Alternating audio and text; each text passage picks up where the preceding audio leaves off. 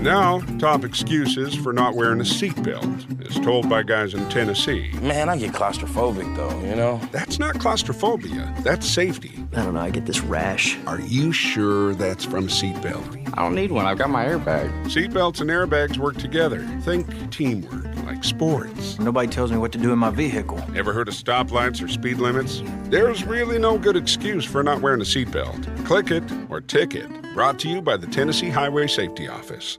Of the 26 letters in the alphabet, none makes an impact quite like the letter T. Coach Doug Dickey knew that when he put it on the Volunteers football helmets in 1964. And since then, it has evolved into one of the most well-known symbols in college sports. We call it the Power T. And it's not just a logo, it's proof that the Volunteer spirit never stops growing. A message from Farm Bureau Insurance, Tennessee's insurance company, and the official insurance of the Vols.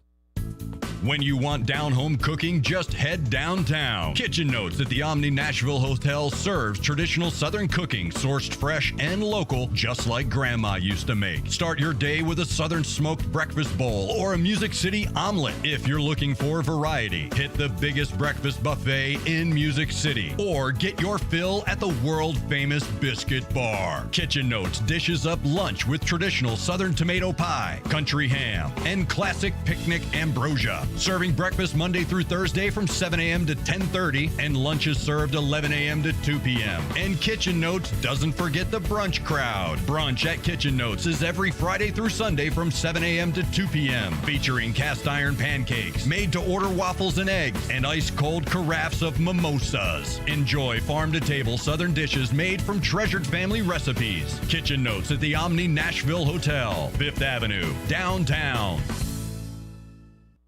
You're listening to Murphy's Matchups. Now Murphy checks in with Peabody head coach Shane Jacobs. Shane, I hadn't talked to you in a while. How's the preseason gone this year for Peabody High?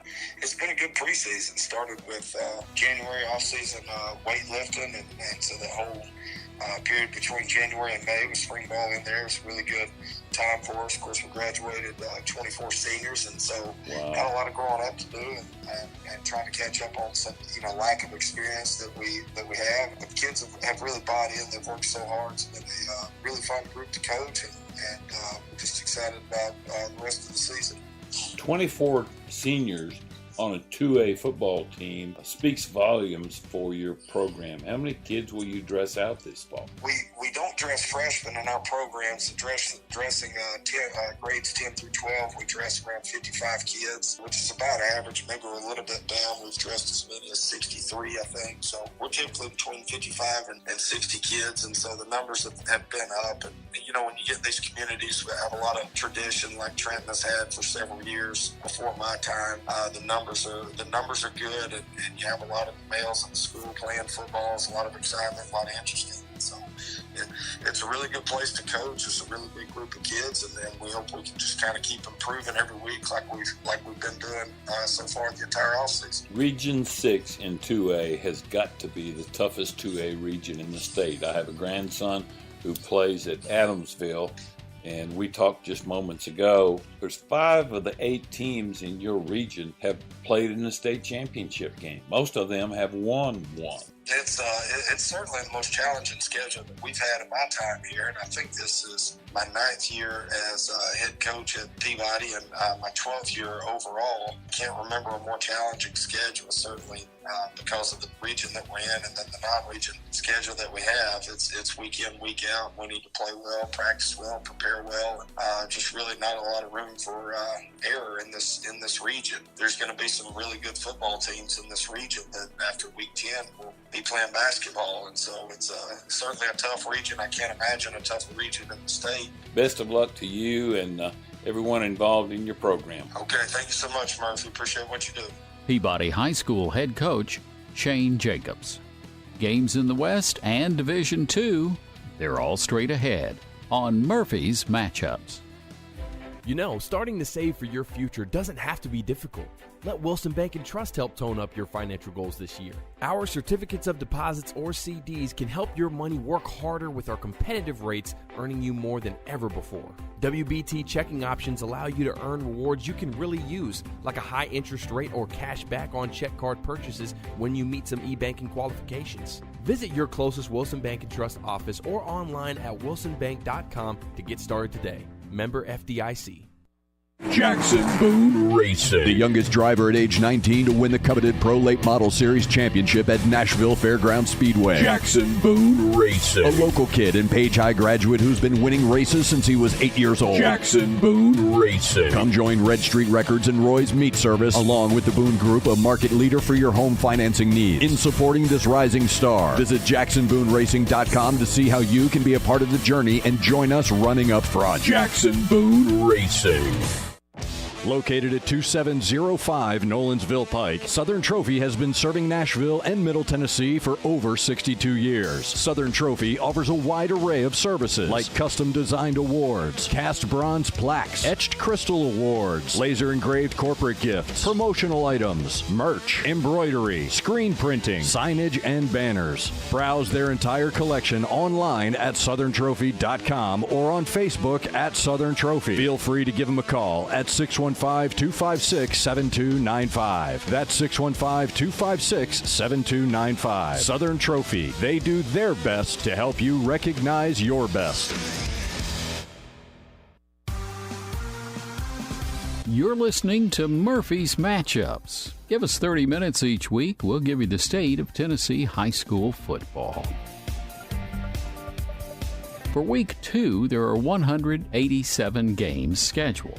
But make sure to check the schedule for your team because 12 of those games will be either played on Thursday or Saturday. Now with the West in Division II, once again, Murphy Fair. Thanks, Doug. It's now time to talk about West Tennessee action. We'll start in 6A, where Arlington should win at home against Memphis East. I'm picking Germantown to win at DeSoto Central, Mississippi. White Station should win at home against Manassas. South Panola, Mississippi will take on Houston at Northwest Community College in Mississippi. I think South Panola gets that one, although Houston's supposed to be pretty good this year. Could be a great game. And finally, on Saturday night, I'm picking Whitehaven to win at Tupelo, Mississippi. In 5A, Dyer County should win at home against Trezevant. Ridgeway should win at home against Memphis Overton. Covington entertains Brighton. It's a big Tipton County rivalry here. I look for Covington to come away the winner. Southwind should get a win at Horn Lake, Mississippi, and I like Millington to win at home against Munford. Now in 4A, Kirby travels to Fairleigh on Thursday night. Former defensive line coach Clemmy Jones at Kirby, now the new head coach. He played for Coach Chester Flowers at Melrose a few years ago. Think that the gang from Fairleigh comes away with a win over Kirby. Lexington should win at home against Riverside. That's a county rivalry there. Crockett County should beat Ripley. I think Giles County wins at Hardin County. That should be a good game in Savannah. Milan should win at Chester County. I think Westview gets a win over Obion Central, but that could go either way. I'm picking Jackson Central to win at Jackson Southside and Haywood to win at home against Memphis Business. Now in 3A action, Adamsville should get a win at McNary Central. That's another big rivalry game. I think Jackson Northside gets a win at home against Liberty Magnet. Look for Dyersburg to win at home against Lake County and Raleigh Egypt to win at Wooddale. Now in 2A, Kip should win at Memphis College. Bolton entertains MLK Prep. I'm guessing 3A Bolton should have its way with 2A MLK. I like Camden over Brewston Central and Craigmont to win at home against Mitchell. In 1A, I'm picking Stewart County over Greenfield. Perry County should get the better part of Gleason. I think McKenzie gets a win at home against Dresden. Both have won state titles in the last 10 years or so. I think this will be a really good game, but defending champion McKenzie should get the better part of the Dresden Lions. I like Scotts Hill over Humboldt. South Fulton should get a home win against Fulton County, Kentucky. I think Middleton tops Thrasher, Mississippi. and Westwood should win against Bluff City. We'll now take a look at Division II action in East Tennessee. Knoxville Catholic should win over Brevard, North Carolina. McCallie entertains Woodward Academy, Georgia, but that game will be played at Finley Stadium. I think McCallie gets the win there. Baylor should win at home against Seton Hall Prep, New Jersey, and Lipscomb travels to Saraland, Alabama. I think Lipscomb gets the win there. In Middle Tennessee, MBA should have no trouble with Innsworth. I think Brentwood Academy tops Brentwood High School. Father Ryan should beat Pope John Paul II in the Bishop's Cup game. And I think CPA wins at Pearl Cone. Pearl Cone, by the way, now has turf. Should be a fast field for the Firebird. In West Tennessee, I think MUS gets the better part of Melrose. I'm looking for Christian Brothers to top Sheffield. And Briarcrest should get a win against Kingsbury. In Division II AA, in the eastern part of the state, I think Volunteer High gets the better part of Lakeway Christian. Chattanooga Christian should top Chattanooga Central. I think CAK gets the better part of Kings Academy. Look for Gary Rankin and his Boyd Buchanan Bucks to beat Brainerd. Notre Dame should top Signal Mountain. I think Silverdale gets the better part of Good Pasture. I like Knoxville Webb to win at home against Asheville School, North Carolina. And on Saturday night, York Institute of Jamestown should win over Knoxville Grace. In the Mid-State, I'm picking BGA over Maplewood, Lincoln County over Davidson Academy, and Franklin over FRA. And out west, I think St. George's beats MASC. That's a Thursday game. Lausanne should beat Bartlett. I like ECS over Olive Branch, Mississippi. Peabody should get the better part of Jackson Christian. I like North Point Christian to top Magnolia Heights, Mississippi, and Cordova to top St. Benedict. Finally, in Division II Single A, look for Chattanooga Prep to beat Howard, Mount Juliet Christian to beat Lookout Valley. Middle Tennessee Christian should win at Masters Academy, Florida, and Friendship Christian should beat DCA. In Middle Tennessee, Clarksville Academy should beat Ezel Harding. I like Nashville Christian to top Prince Avenue Christian, Georgia. Webb of Bell Buckle, a likely loser to Columbia Academy. And Cannon County should get a win against Providence Christian in Murfreesboro. Out west, look for Peabody to top Jackson Christian. Fayette Academy should beat Bolivar. I think FACS gets the better part of Lakeland Prep. I'm picking Gibson County over Tipton Rosemark.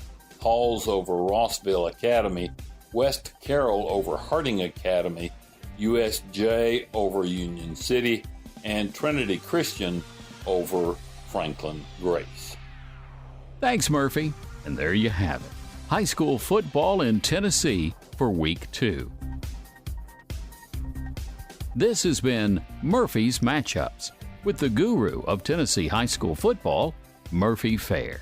Made possible by Farm Bureau Insurance and your local Farm Bureau agent. Join us again next week on Murphy's Matchups. Coming up next, the MidState Checkdown High School Football Game of the Week, Nolensville at Antioch, with your hosts, Jonathan Schaefer and Coach Bubba Spears. Show them what time it is! Welcome in to the best Friday night high school football coverage in Nashville. 40, 35, 30, 20, 15, 10, 5, touchdown! Touchdown, Ravenwood! It's the MidState Checkdown High School Football Game of the Week. And the ball is fumbled. It's loose and picked up by another Bison. And he's going to take it and go the distance for a station camp touchdown. The MidState Checkdown High School Football Game of the Week is brought to you by Strike and Spare Family Fun Center, Jackson Boone Racing, the Omni Nashville Hotel, Jody Jones Dentistry, Southern Trophy House. Now, here's your WNSR MidState Checkdown broadcast team, Jonathan Schaefer and Bubba Spears. We welcome you to Antioch High School tonight for Week 2 high school football action between Nolensville and Antioch. Welcome in. I'm Jonathan Schaefer. As it was said by our big voice guy, Coach Bubba Spears, next to me, longtime Metro assistant and head coach. So happy you're aboard with us here on National Sports Radio, WNSR. And, Coach, the narrative before we even talk about these two teams it is hot. And actually, it's set to be the hottest starting temperature for a Titans game. The Titans playing preseason game downtown against New England. That means it's the hottest game I ever recall. Right, and just another headache for your head coaches out here tonight because, number one priority is the health of the kids, and the referees know that, and they're going to take all precautions on that. We'll probably have extra timeouts and breaks, but, we got a little breeze. Again, a beautiful night, not like last week, but it's a beautiful night.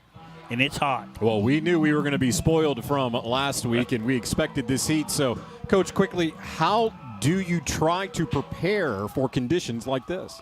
Well, most counties have a restricted rule when you can go outside and what you can practice in, too. And these schools that have a little bit of indoor facilities have a little bit of advantage. But what you do is you mindset during the week, hey, it's going to be hot Friday night, what you going to do? And the coaches will do some walkthrough first when it's the hottest. And some schools are going early in the morning before school, and some schools will wait and come back at 6 o'clock or 6:30 when it cools down. But the main thing is it affects the linemen probably a little bit more than your skill people because big as they are. So, look for a lot of platooning early. There's no doubt about that. 93 degrees, the current condition. What is good is we're starting to get some shade already. The press box is helping to provide that shade onto the field. As Coach mentioned, there have been games moved to 7:30, games moved to 8 o'clock tonight, some games even moved to Saturday. So we have Nolensville and Antioch tonight. We'll get that set up for you when we come back with your Omni Nashville Hotel pregame show. This is your MidState Checkdown High School Football Game of the Week on WNSR Nashville Sports Radio.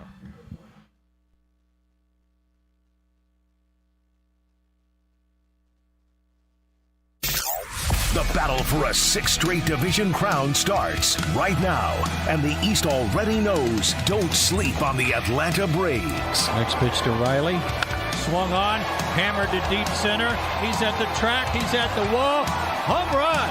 Catch the 2023 Atlanta Braves right here on Nashville's home for Braves baseball. WNSR, Nashville Sports Radio. I've got a unique vacation idea for you that's right here in the United States. If you're ready for a vacation that's fun and downright affordable, listen up. It's driving distance for many of you, so no planes, no airline delays, no hassles. It's Branson, Missouri, the entertainment capital of the Midwest. Live music for everyone. Branson has 3 beautiful, enormous lakes, water attractions, live shows, great food, and tons of entertainment. It's a perfect vacation for you and your family, or if you're retired and you want to have a great time. And you can stay in Branson for as low as $99 a night. Please understand, this is not a timeshare offer. It's a real vacation for as little as $99 a night. We've got a free vacation guide we want to send you right now. All you have to do is call for complete details. Get your free Branson, Missouri guide right now by calling this number. 800-413-3953. 800-413-3953. 800-413-3953. That's 800-413-3953. Trusted for creative design and committed to both the function and aesthetics of your smile, Jody Jones Dentistry for 26 years has provided a wide range of general and cosmetic dentistry services along Nashville's Music Row and coming soon to Hermitage and Murfreesboro. The Nashville leader for cosmetic dentistry provides a unique luxury environment for patients who want his famous Hollywood smile. Just ask the country music stars, actors, athlete. Yeah, he was 8 years the dentist for the Predators to display his celebrity smile. To learn more, visit JodyJonesDDS.com or call 615-259-5100. If you're looking for something fun to do with family, friends, co-workers, or clients, look no further than Strike and Spare Family Entertainment. Visit any of their 5 Middle Tennessee Strike and Spare Fun Center locations in Hermitage, Donaldson, Tusculum, Hendersonville, or Murfreesboro. With bowling, games, food, drink, and party options for all ages. Enjoy an enhanced experience in Hendersonville or Murfreesboro, where they feature additional fun with bumper cars, roller skating, bungee trampoline, laser tag, and much, much more. All locations of Strike and Spare Family Entertainment are open 7 days a week, including holidays. Check them out online at strikeandspare.com. Strike and Spare Family Entertainment, where fun is bowling. You're listening to Nolensville versus Antioch on WNSR Nashville Sports Radio. And welcome back to the Omni Nashville Hotel pregame show. We are live from Antioch High School. Let's take it back to the studio with interviews with Nolensville head coach Paul Derrick and Antioch head coach Devin Arnold. Led by Master Sergeant Reynolds, Color Guard Commander Cadet Major Joseph. Joined out by Nolensville coach Mr. Paul Derrick. That last name, famous last name in Middle Tennessee. Yeah, it was a good win for our football team, and especially the way we started the game, getting down 14-0 there in the first quarter. And, with the inexperienced and rather young football team, you never know how that's going to go. But our kids, to their credit, man, they fought and they battled. And, we made a lot of mistakes in the football game, but we played hard enough and made enough plays to win. So hopefully we can learn from those mistakes and then continue to get our kids playing hard.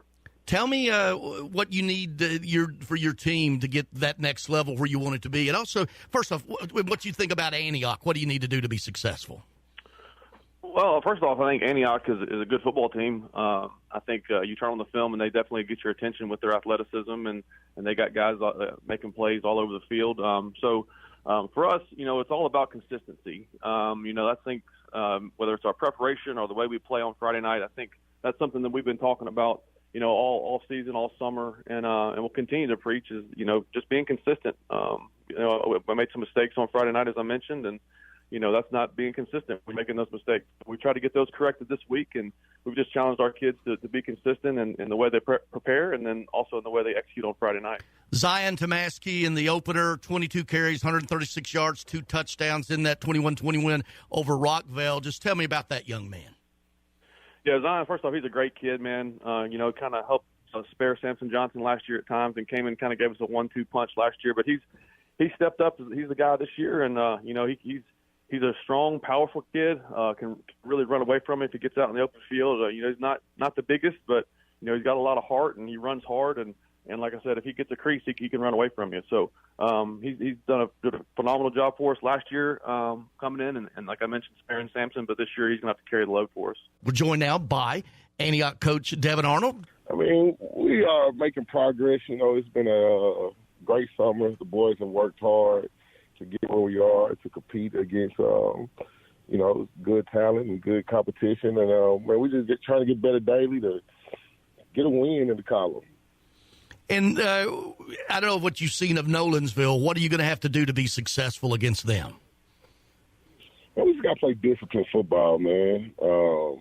We got to come out here, play smart, play together. And Nolensville's coach real well. Coach Derrick does a good job with his team. And they lost a lot last year, but, he has them in their system. And hopefully we can just come out and compete and put up a fight. What's it been like this week with the heat and everything? Because I know there's certain parameters you got to take it inside, and again, Friday night at kickoff is going to be rather warm as well. How you been handling that? Well, we've been inside mostly. Yesterday we went to Vanderbilt and practiced in the indoor at Vanderbilt. So we just doing us, Well, tell me some of the key players we need to be watching this season on your team. Oh, man. So we have I'll start with our left tackle named Zakian Whitsett. Man, he's special. He's a junior, 6'5", 260. Got a Vanderbilt offer, a couple more offers, Division I. Then, man, we have our quarterback, true freshman, Andre Adams. He's special. A running back, Kobe Coffey. Got a good D lineman named Shane Watts. He's really good. Got a couple DBs that are pretty good, Melvin Cousin and Jeremiah Parker, as well as Andrew Cross Adams. So, man, we coming along, man, progressing well. So, well, we look forward to getting out there. Jackson Boone Racing, the youngest driver at age 19 to win the coveted Pro Late Model Series championship at Nashville Fairgrounds Speedway. Jackson Boone Racing, a local kid and Page High graduate who's been winning races since he was 8 years old. Jackson Boone Racing. Come join Red Street Records and Roy's Meat Service, along with the Boone Group, a market leader for your home financing needs. In supporting this rising star, visit JacksonBooneRacing.com to see how you can be a part of the journey and join us running up front. Jackson Boone Racing.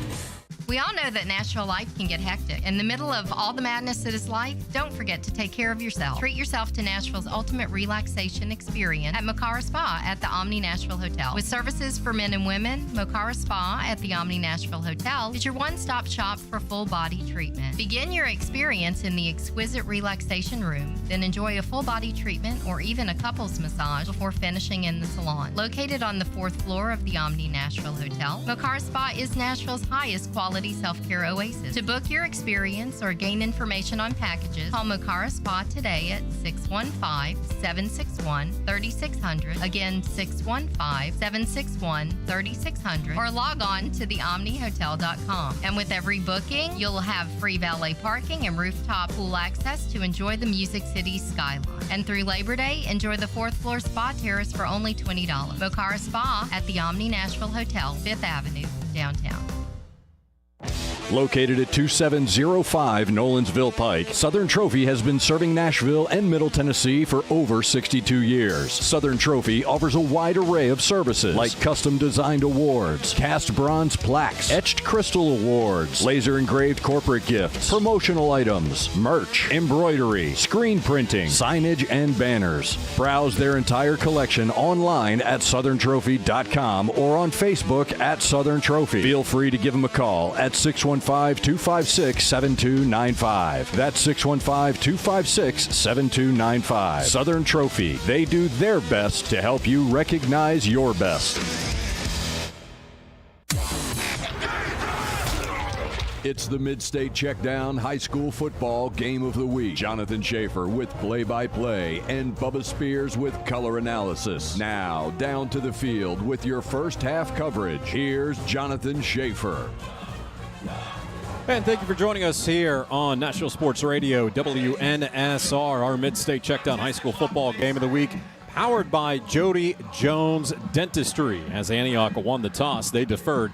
Nolensville will get the football to start. They will go right to left. Both schools, both teams, blue and white for Nolensville with the white helmets with the blue letters and stripe, blue numbers, white jerseys, and blue pants. For Antioch, blue helmets, blue jerseys, white numbers, and white pants for them. Shade has taken over all of the field, so that'll provide at least a little bit of relief for this game that's going to be starting with a temperature over 90 degrees and the hottest game that we can recall in recent memory for high school football. And they'll be playing in those conditions downtown with the Titans and Patriots at Nissan Stadium tonight. Officially 93 degrees to start this one, Coach.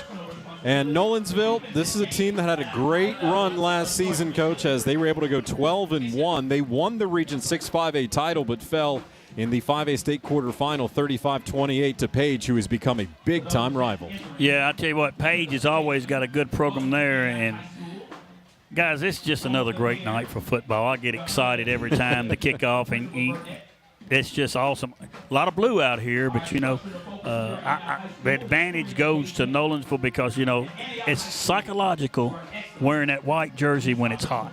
I'm surprised they're not in white on white. But I'll say this about Antioch. They got the white pants on, so, you know, they understand that heat too. But you know what? Once it gets going, forget about the heat. Let's play football. You've got it, and that's going to happen here momentarily as we now have the scoreboard set up and operational here at Antioch High School. Again, Nolensville 1-0 in the season. Paul Derrick's sixth season as their head coach, and they had to rally after allowing 2 first-quarter Rockvale scores last week.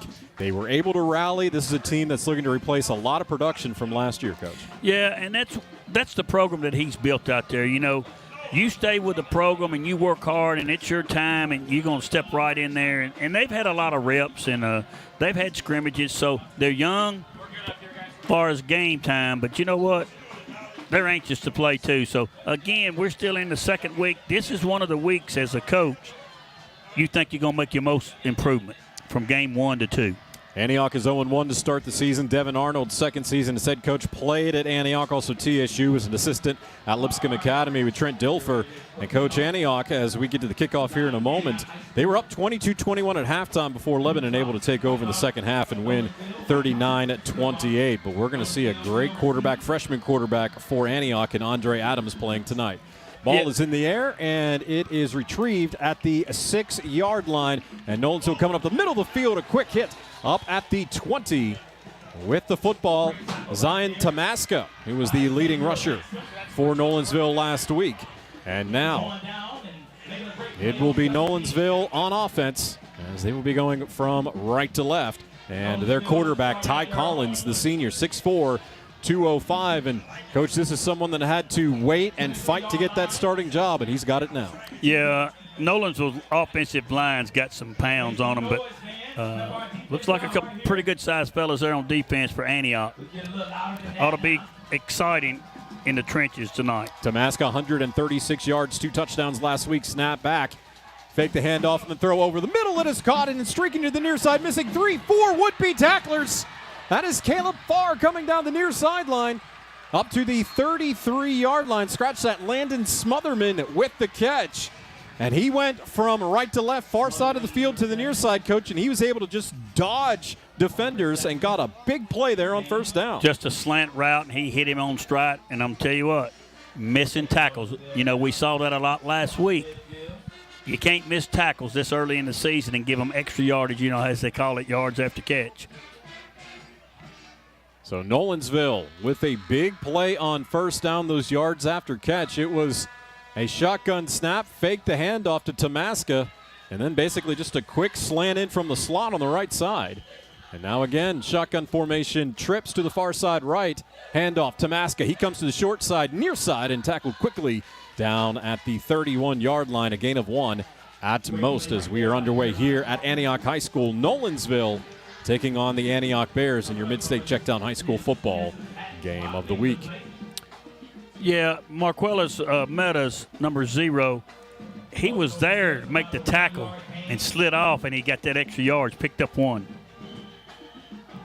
Now 2 in the backfield, and they will fake the handoff, look for the option pitch, read option. Instead, going up toward the middle of the field, crossing the 30 up to the 29-yard line was Ty Collins. There was 2 in the backfield behind the quarterback, Coach. That gave him options. He decided to keep it. There goes that play we saw a lot last week, that read option. Now it's 3rd and 7? 3rd and 7 coming up now just past the 30-yard line. So after that quick strike on the first play from scrimmage. 3rd and intermediate coming up for Nolensville. Throw toward the middle. It is caught, snared at the peak of the throw down to the 6-yard line. Oliver Bender with the catch. And that goes for over 20 yards up to the 6. 1st and goal coming up now for the Knights. A same play that they used an opening and a little slant there and hit him right in stride, and he broke that first tackle. The only difference was no fake handoff on that one. That was just a straight drop to make the play.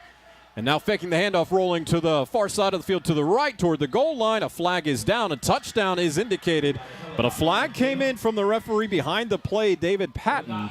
And that's a hold coming up on Nolensville that takes those points off the board and will march them back 10 yards from the spot of the foul. One of my favorite plays inside that 10-yard line is that option that they ran. He made a good read. Good decision. One of the offensive linemen probably holding on the play. So that'll mark the ball back. And again, take the points off the board. 10-15, the mark in this first quarter. And no scoring so far between Nolensville and Antioch. Again, a Nolensville squad that went to the 5A quarterfinals last season. Tamaska to the left of the quarterback in Collins. They pistol look, almost had a jump, and they did. Player jumped for Antioch. Offside's called on them, so Nolensville went back 10. They got 5 back. Well, you know, I haven't mentioned here, Nolensville hadn't huddled yet, and it's just no huddle. And in this quick offense, they're looking to the sideline. The quarterback's doing a good job picking up the play, and they're calling it from the line of scrimmage. And, you know, and if Antioch wanted to sub, they can't do it. Paul Derrick, 6th season as head coach of Nolensville.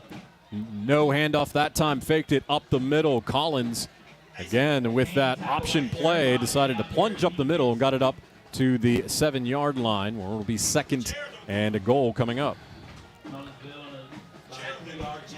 9:51 and counting in this first quarter. A very, very slight breeze. We'll take anything we can get here tonight at Antioch High School with the historic highs we've had throughout the week here in the Middle Tennessee region and really all of the middle part of the country. Handoff to Maska. He goes up to the left side for the middle of the field. Past the 5 up to the 4-yard line.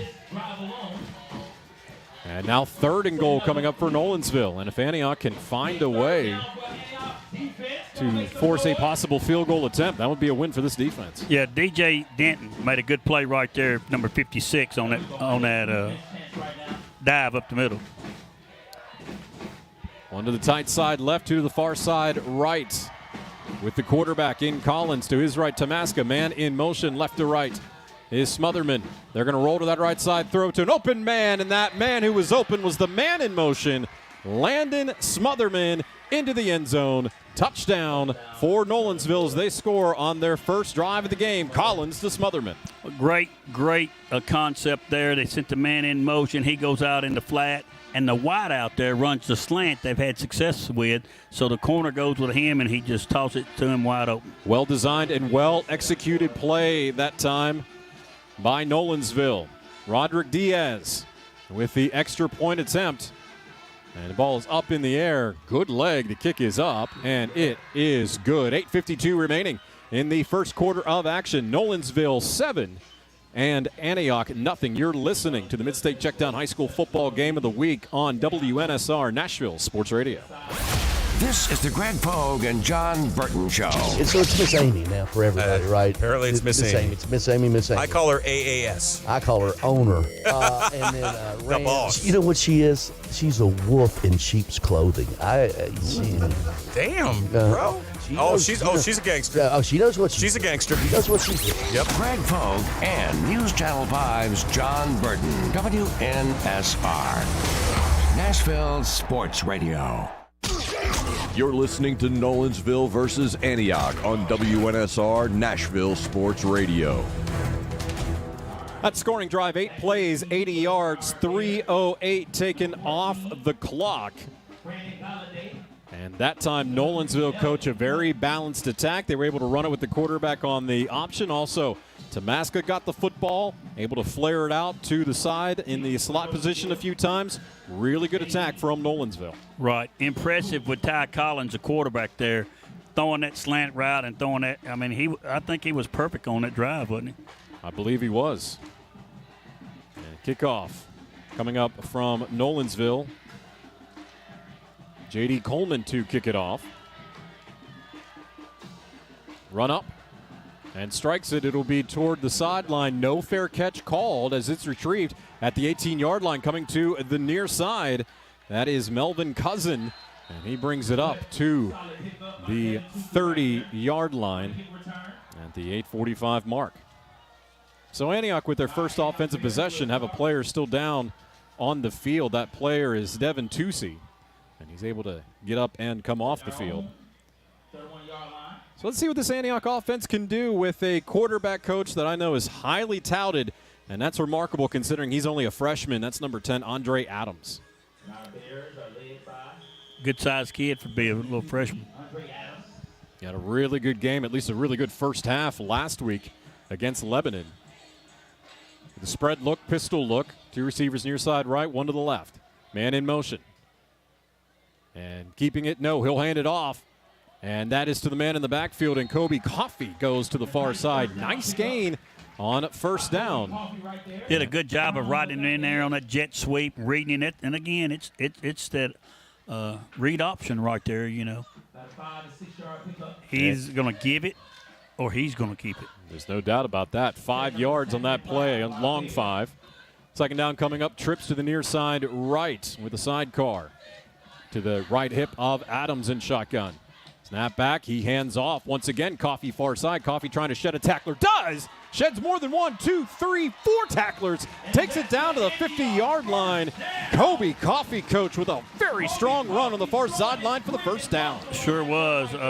First contact, couple people hit him. He kept bouncing off and bounced it outside, and it took about 6 to get him out of bounds.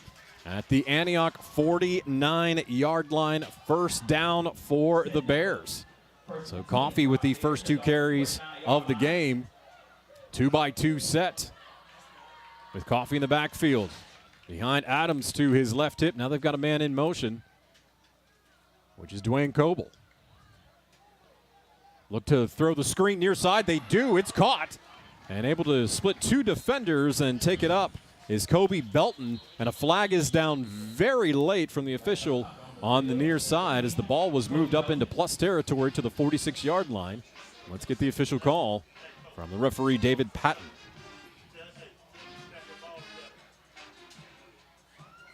It'll be face mask coming up on Nolensville. So what's been a nice drive to start the game for Antioch, their first offensive drive, get 15 free yards. If you're Nolensville, just can't let that happen. Yeah, the umpire threw that flag, so he was right there on top of it at the tackle, so it came in. That's why it came in late. Saw the face mask on the tackle. On Kobe Belton was the receiver. They set up that screen in the slot near side and were able to complete it. Again, Andre Adams, pistol look once again. Coffee in the backfield, man in motion.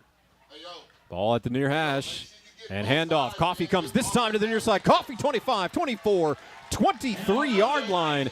Kobe Coffee with another nice run.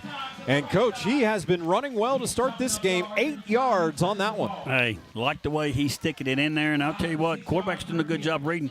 And we haven't mentioned this, but, you know, Antioch is no huddling. So it's going to be the game of the fittest. No doubt about that. And Antioch looking for their first victory since 2020 when they defeated McGavock 22-20. Now pistol look again. This time Adams pitches it out to Coffee. He goes far side as he had some space, gets the first down, takes it up to the 15-yard line. Coach, good composure that time, got rid of it fairly quickly, but a nice choice made by Andre Adams. Got it out to Coffee. First down, another one for the Bears. We call that the speed option. It was just he was either going to keep it or pitch it, and he pitched it quick. He got outside, and he made the yardage. 2-by-2 set with the ball far hash going left to right. Antioch got a man in motion. Will they hand it off to him? No, Adams will keep it. He'll bounce to the far side. Adams trying to get to the first down marker. He does. Let's see if he was in bounds when he got there in front of the Nolensville bench. I think he got the first down. Are they going to measure it? They're going to move the sticks. Second down, about a foot. Yep, second down. Well, now they're saying, well, they're going to decide what they want to do here. Yep, there it is, there first down. So first down for the Bears with the ball at the 5-yard line. 6:35 mark here in this first quarter of play. With the pistol look once again to Adams. And now up the middle on the handoff, stopped short at the 2-yard line was Kobe Coffee.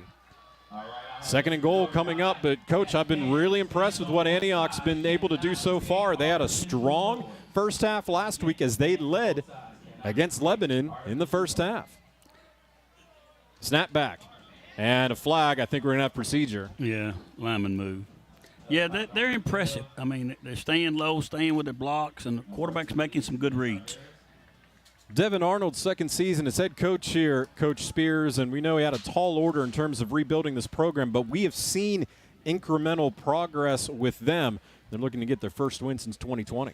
Yeah, he's really done a good job out here so far. This is the first time I've got to see him since Devin took over, and Devin's worked real hard, and he's worked under some good coaches. No doubt about that. Also coached at Lipscomb Academy under Trent Dilfer, who is now the head coach at UAB. Man in motion, snap back, handoff to Coffee, and he was able to break one, and then he gets Bear, who was able to shed the initial tackle from Brennan Rexroad, but couldn't go any further. So third and goal coming up now. And Antioch in a little bit of trouble. Ball back to the 15-yard line. Coach, they had it up to the 2. Yeah. This goes to show you what a 5-yard penalty can do inside the red zones. They're moving the ball, and they need to stay in front of the chains. There's no doubt about that, as they have trips to the far side left, one in the flat near side right. Pistol look once again. Let's see if Nolensville provides a little pressure if they're going to sit back. Adams in the pistol look once again. He's going to roll to the far side, look downfield, and he just short-armed that. Wasn't within 4 yards of his intended target in Brandon Galladay on the far side. So we'll see what the kicking situation is for the Antioch Bears at the 5:26 mark. Well, I'm going to tell you what, that's a tough play rolling to your left as a right-handed quarterback. So So personnel changing on the field, which would usually indicate a kick attempt coming up. Daniel Bravo, the listed kicker, number 19. Got Devin Tusey listed as number 9. Now there's 19. So Bravo set up to attempt the field goal. This won't officially be from 31 yards out. Snap back, good snap, good hold. Kick is up, and it is able to go wide. Went wide left. It was going end over end on that field goal attempt. So a missed field goal attempt after having the ball at the 2-yard line for Antioch. They come up with an empty possession at the 5:21 mark. Well, you got to be pleased with the drive, but they had one penalty, and it was the one down inside the 5-yard line. It moved them back, and then they had that sack on a bad read, I thought, by the quarterback at that time. Yeah, they had a false start, and then they had another negative play after that, and that's what kept them out of the end zone again. They got it the whole way to the 2, and then the drive stalls out on the missed field goal attempt. And it is a heat timeout, and definitely deserved from these young men playing in temperatures around 90 degrees tonight. With that, we'll take a timeout as well. Your score, it is Nolensville 7, Antioch nothing. Your Midstate Checkdown High School Football Game of the Week, powered by Jody Jones Dentistry on WNSR, Nashville Sports Radio. Trusted for creative design and committed to both the function and aesthetics of your smile, Jody Jones Dentistry for 26 years has provided a wide range of general and cosmetic dentistry services along Nashville's Music Row and coming soon to Hermitage and Murfreesboro. The Nashville leader for cosmetic dentistry provides a unique luxury environment for patients who want his famous Hollywood smile. Just ask the country music stars, actors, athlete. Yeah, he was 8 years the dentist for the Predators to display his celebrity smile. To learn more, visit JodyJonesDDS.com or call 615-259-5100. You're listening to Nolensville versus Antioch on WNSR Nashville Sports Radio. Well, that drive went 9 plays, 50 yards before it stalled out, and 6 carries for 30 yards by Kobe Coffey. And now quick throw, little screenplay. Big tackle made that time for Antioch. Carrington Prather was able to make the stick on the play. Now we've got second down coming up with the hurry-up offense for Nolensville, 2nd and 2. Looking to the sideline, getting the play call in. And the senior quarterback in Collins. 2 to the right, 2 to the near side as well. And up the middle, Tamaska will get the first down. So Nolensville trying to follow up their opening possession where they went 8 plays, 80 yards, and 3:08 and had a 7-yard touchdown from Collins to Smotherman. And, you know, on that first drive, all the passes that they threw were safe passes. That first pass of the second drive is a safe pass. Get it out in open space and let your athletes do the job. Absolutely. And they were able to get plenty of yards after catching that first drive. See if they'll have more of it this time. 2-by-2 formation. Tamaska, the man in motion, and keeping it instead of handing it to Tamaska's Collins as he scoots his way up the middle to the 41-yard line. A good gain on first down, and Nolensville coach doing what they need to do and staying ahead of the chains. It's kind of like we're seeing Amira. That was just a jet sweep fake. He wrote it in there. If he hadn't stumbled, he might have, picked up a couple more yards. So Tamaska on the jet sweep. Instead, Collins keeping it. 2 to the right, 1 to the near side, to the left of Collins as they look to the sideline for a new play in. Tamaska at the left tip of Collins at the 3:45 mark. Faking the handoff, then thrown over the middle. His intended receiver on the tight end seam route. That was Joseph Carano. And actually, either the receiver got there a little later, the throw was too early. He was gonna be open, but overthrew his intended receiver. Right. After they've thrown a few slants, that safety wants to creep up and get in there, and then they're going to run right by him. And he had it if the throw would have been a little bit down further. And it's one of my favorite plays. Is just that tight end seam route right there in the formation. Can be so devastating. Receiver to the far side right, who's now in motion.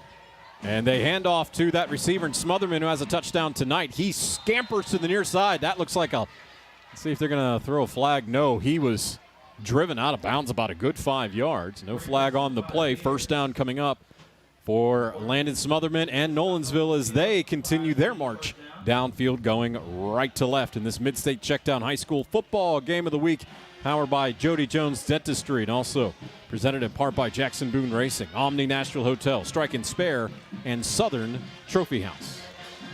Just a jet sweep, and Jones made a great play. Just kept wide, got some yardage, turned it up, and made a miss at first tackle. Good job of running. Ball to near hash, faking the handoff. Now Collins unloads it. It's caught by tight end that time. Carano, far boundary. Carano, first down and more, down past the 30-yard line.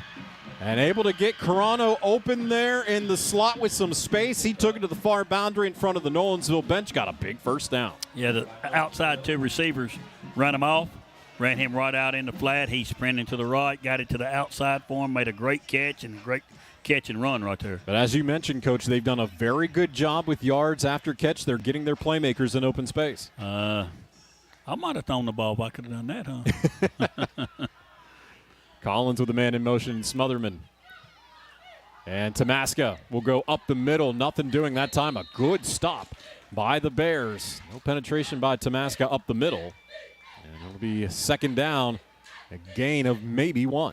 Yeah, they got some beef up front, Antioch does, but I'm going to tell you something. That's impressive. They're stopping that.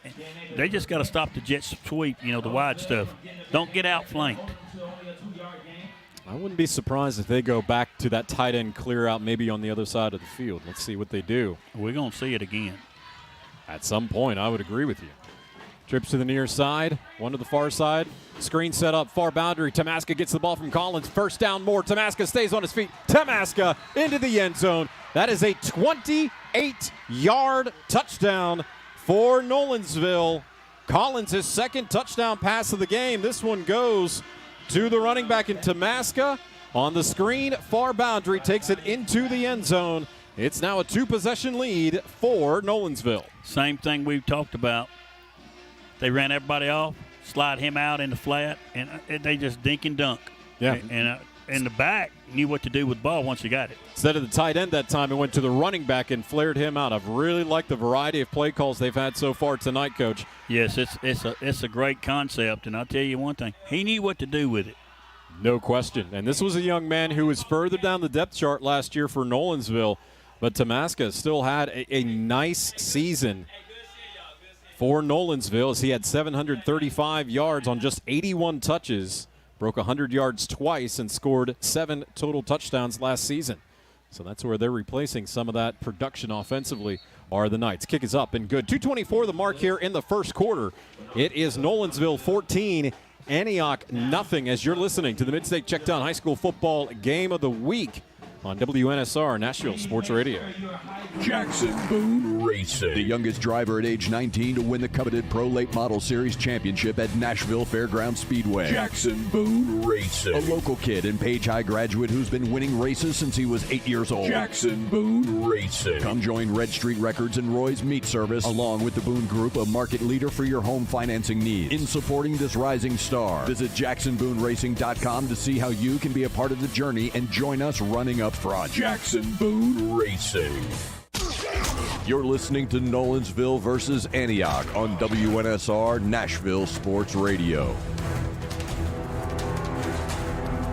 8 plays, 80 yards, 4 different wide receivers used on that drive. 28 yards. Collins the screenplay out to Tamaska as Nolensville has scored on their first 2 drives of the game. Welcome into your MidState Checkdown High School football game of the week. I'm Jonathan Schaefer.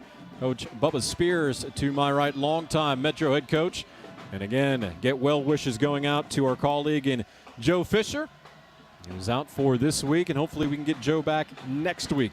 Might have to bribe the doctors or something to get him cleared to come in next week. That ball retrieved at the 15-yard line up the middle of the field, and then a quick hit. As Antioch was able to advance it up to the 20 to the 24-yard line. So that'll be their second start of the game at 2:19. Jonathan, I tell you what, Roderick Diaz is a kicker for Nolensville. He's got a leg, and he just pooch kicking on the kickoff. Yeah, we've seen him with these extra points, and he's driving them through the uprights. So it was a good drive for Antioch. on their first drive before it stalled out. 9 plays, 50 yards. They actually got the ball all the way up to the 2 at one point and goal to go. But a penalty and then a negative play in the backfield drove them back and missed a field goal attempt. And Nolensville was able to take the ensuing possession into the end zone. Middle blitz, and they got Coffee. That middle blitz, Brennan Rexroad. Kobe Coffee got the handoff, and you could see it clear as day, basically just a red dog right up the middle. Trying to make something happen for the defense of Nolensville. So the pressure from Rexroad, who has 2 tackles for a loss already this evening. Rexroad again stalking the line. Throw out, near side, caught. Good tackle by Nolensville. As that play, Jaden Fowler with the catch, but Nolensville did exactly what they have to do. The first man that got to him was the man that was able to bring him down. Good tackle, good pursuit. Nice play by the Nolensville corner. So we are at the original line of scrimmage, 3rd and 10 coming up now for Antioch. So they have a little bit of confusion on the sideline. Hopefully they don't get a delay. We'll see. For Antioch there, freshman quarterback Andre Adams. Nice performance last week against Lebanon. Pistol look once again. Straight drop. Adams looking over the middle is going to run it himself, and he gets pursued, and he is brought down at the 28-yard line. 4th down coming up, and a punting situation for the Bears. No one was open that time for Adams, and he had a few seconds. Decided to tuck it in and go up the middle himself. Impressive for a freshman quarterback to do that, just, like you said. And he went in between the tackles. He sensed the pressure and could get what he, just got what he could get. And they'll line up and punt it now. Daniel Bravo to punt it away deep for Nolensville's Landon Smotherman. So he's at the 40-yard line. And a timeout has been called by Antioch. We'll take 30 seconds as well. Nolensville up 14-0, 33 seconds remaining in this first period of play. This is your MidState Checkdown High School Football Game of the Week on WNSR Nashville Sports Radio. Located at 2705 Nolensville Pike, Southern Trophy has been serving Nashville and Middle Tennessee for over 62 years. Southern Trophy offers a wide array of services like custom-designed awards, cast bronze plaques, etched crystal awards, laser-engraved corporate gifts, promotional items, merch, embroidery, screen printing, signage, and banners. Browse their entire collection online at southerntrophy.com or on Facebook at Southern Trophy. Feel free to give them a call at 615-256-7295. That's 615-256-7295. Southern Trophy. They do their best to help you recognize your best.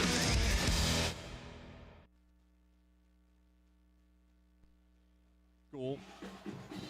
Bravos. Once again, it's Smotherman back at the 40-yard line. As Nolensville already up 14-0 tonight. 2 pass plays. Yards after catch, highly important. So that's a shanked punt.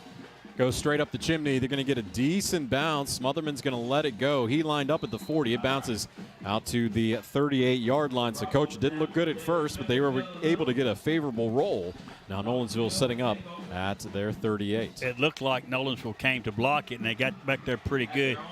The kicker did a good job. He must be taking acting 101 here at Antioch because I love what he done. Good job by the Antioch kicker. Again, 24 seconds remaining this opening quarter. That has been all Nolensville. As defensively, they've been able to have a missed field goal attempt from Antioch and also a punt. Offensively, they've scored on both of their drives so far. So the senior quarterback in Collins, Damaska at his right hip. 2-by-2 set, ball near hash, going right to left. Straight drop.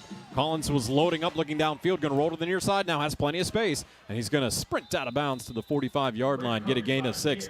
Had no reason to have to go for the first down there. Smart play by the senior, just tucking down, coming into the sideline, not taking any contact. Take what they give you.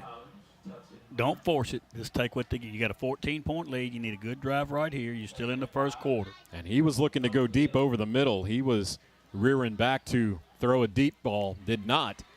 But as you mentioned, Coach, good maturity on the part of Collins in his first season as a starter for Nolensville. 2nd and 4 coming up. Handoff to Maska, first down, past the 50, positive yardage, 45.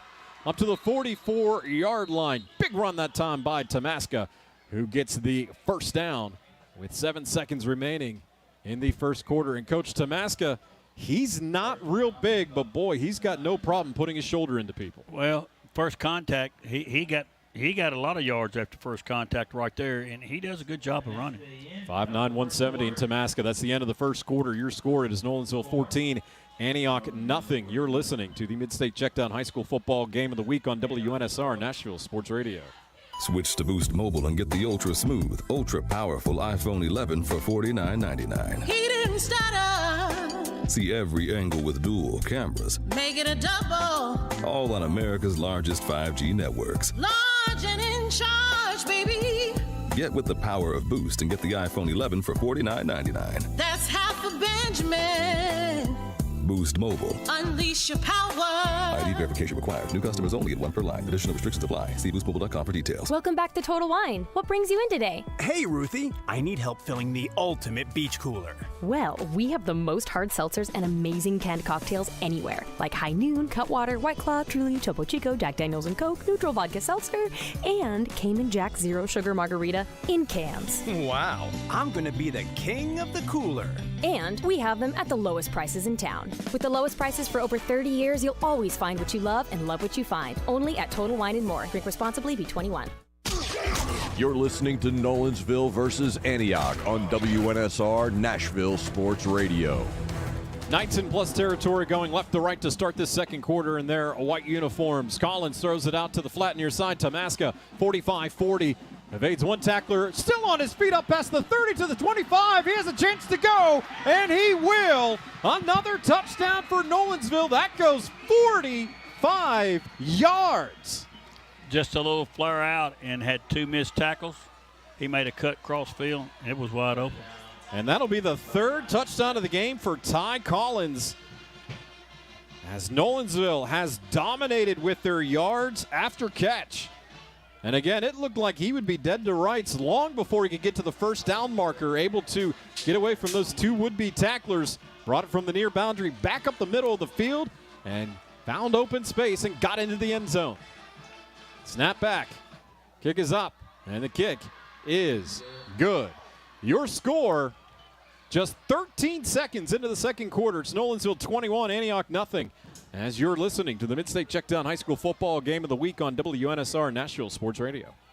TSU Tigers football is back. The TSU Tigers kick off their 2023 season with a historic trip to South Bend to take on the Fighting Irish of Notre Dame. You can hear every play called by Hall of Famer Greg Pogue right here on Nashville Sports Radio. Coverage of TSU versus Notre Dame in a historic college football matchup starts Saturday afternoon at 2:30 right here on Nashville's home for TSU Tigers football. WNSR, Nashville Sports Radio.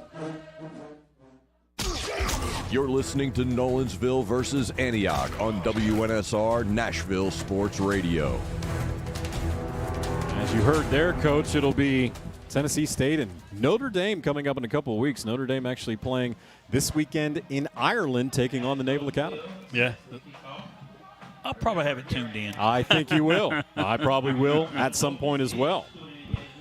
Oh, it's so good. It's football season. There's no doubt about that. I don't care if it's week 0 or week 99. We've got football. That's what right. matters the most. That's right. Tamaska with 2 touchdowns tonight, 28 yards and 45 yards, 3 touchdown passes from Ty Collins.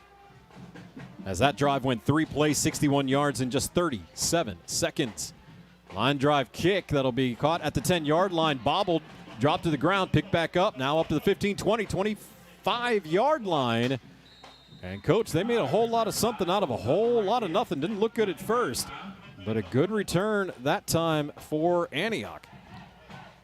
Yeah, it was a little muff punt. He picked it up and might have just derailed him a little bit to get up, catch him off guard and cut it back up the middle. It's Kobe Belton with the return. And now Antioch with the football at the 25-yard line. Antioch needs to have a drive like they did opening of the game here to eat a little clock and build a little bit more confidence, Give their defense a break. You wonder how this game would be a little bit differently if they could have found those extra 2 yards in that opening drive and with the chance to tie the game up. Adams in the pistol formation with a man in motion. Goes from right to left, back to right. High snap, but they get it down. Coffee up the middle. He gains a couple. 21-0 the score, Nolensville over Antioch. Looks like both these teams really are going to stop up the gut, and both teams had success running the sweep wide, the jet sweep. Yeah. Unfortunately, Antioch's defense has been victimized by poor tackling this evening. Yards after catch has been the telling statistic. Adams near side, and the ball came out of his hand. Funny. And it was nearly intercepted by Nolensville. It looked like he had sailed the ball. Coach, I think it just slipped out of his hand because it was a wounded duck coming to the near side. That's exactly what happened right there. You could tell by the way it sailed on him. Squeezing it maybe a little bit too tight, and it could be a little wet too. He is wearing gloves, but again, they're sweating way more than we are up in the booth, and we're sweating enough up here. So right. Moisture most likely played a role that time in that attempted pass. Fortunately for Antioch, it went as just an incompletion and not an interception. 3rd and 8 coming up.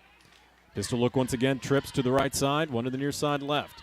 Switching his coffee to the right hip of Adams. Straight drop, 3-step drop. He's got pressure, now moves out of the pocket. He's going to run to the far side. Adams stayed behind the line of scrimmage, now goes forward, and he is stopped well short of the first down. Coach, I like that he had the wherewithal to stay behind the line of scrimmage, knew he needed a big gain to get the first down, but then he just ran out of territory. He had no choice but to run it. Well, his receivers there, when he starts scrambling, they got to come back to him, and I'm sure Coach Arnold will work on that because, you know, that's just a scramble play. You know, leave your route and come back to him.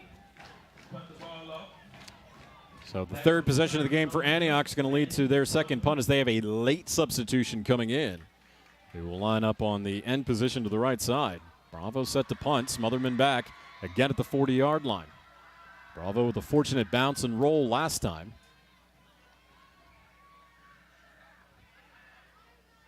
And it'll be Nolensville bringing some bodies. Snap back, high snap. That's going to bounce into the end zone. What's the punter going to do? He takes it, and he gets drilled. The ball was out. He was down. It's a safety. And, Coach, I believe that's the right call. He didn't fumble until he hit the ground.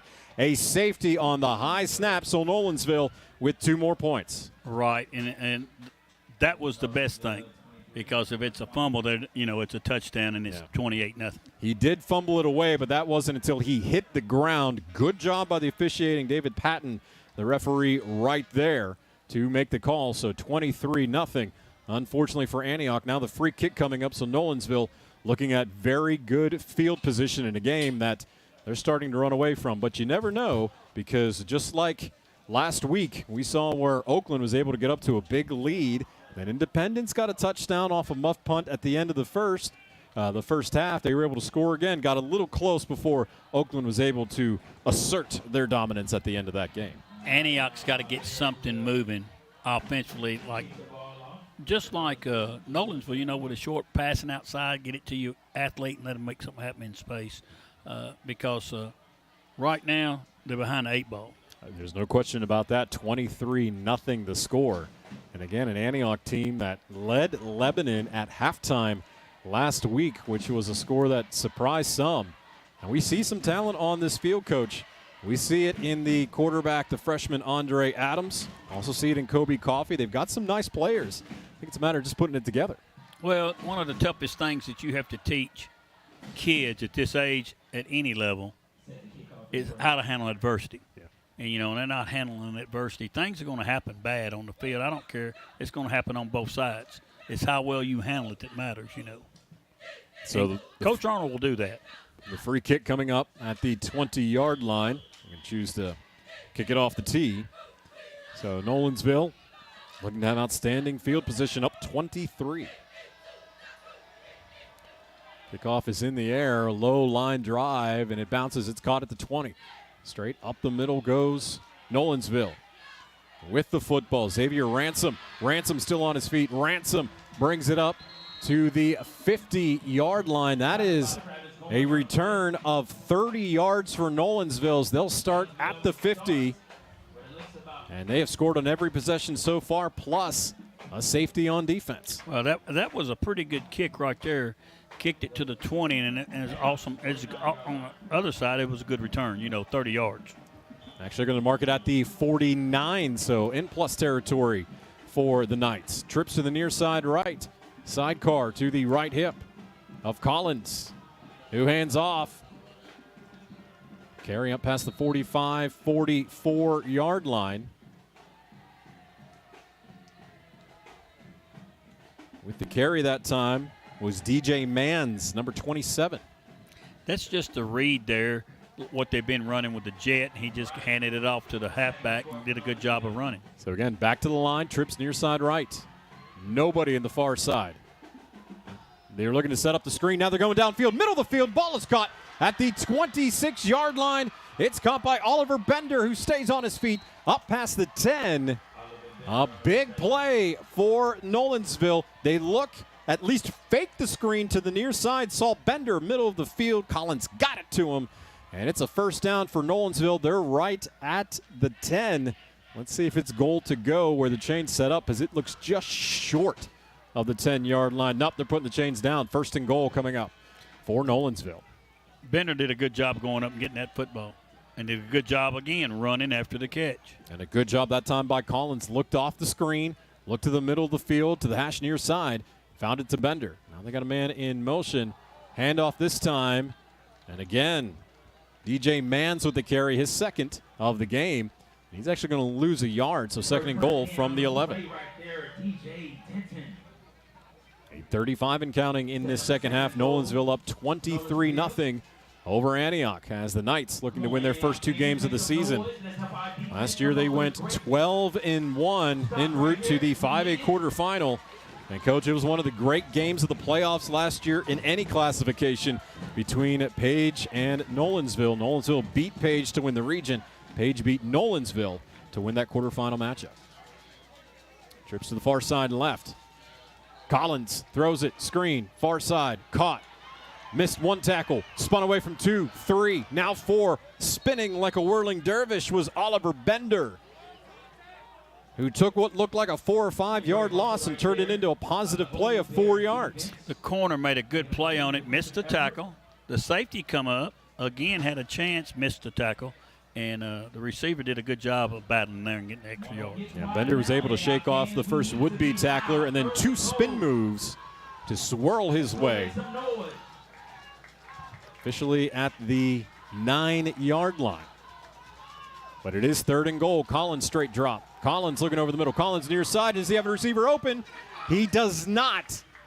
He got open late, streaking across, as Coach Dave McGinnis would say, a transcontinental route from the far side to the near side along the back boundary, and Smotherman was a step away from snaring it. So now field goal attempt coming up for Nolensville, and we know they've got a kicker who's got the leg to do it, and Roderick Diaz. Yeah, he's been good so far, you know, on the extra points. So the first drive, at least as of right now, where Nolensville has not gotten into the end zone. But this kick set to be of 25 yards from Diaz. From the far hash, Diaz kick is up. Plenty of room, kick is up, and it is no good. I think it went too far to the right. So Diaz's kick goes right. Empty possession that time for Nolensville. At the 7:17 mark, it is still 23-0 Nolensville, but Antioch defensively finally getting a break they needed. It was goal to go for Nolensville. Antioch Bears able to stop them. Bend but don't break. Great job by Antioch's defense right there, and maybe this will give them a little life right there. You know, it's a good job, especially after giving up the safety on the punt, and then come back and hold them right here. And this is where you hope, if you're Antioch, you can finally get a big play. It's a lot of football left. You know, it's not, as I used to tell our kids, it's not a play out there where you can gain 20, 25 points.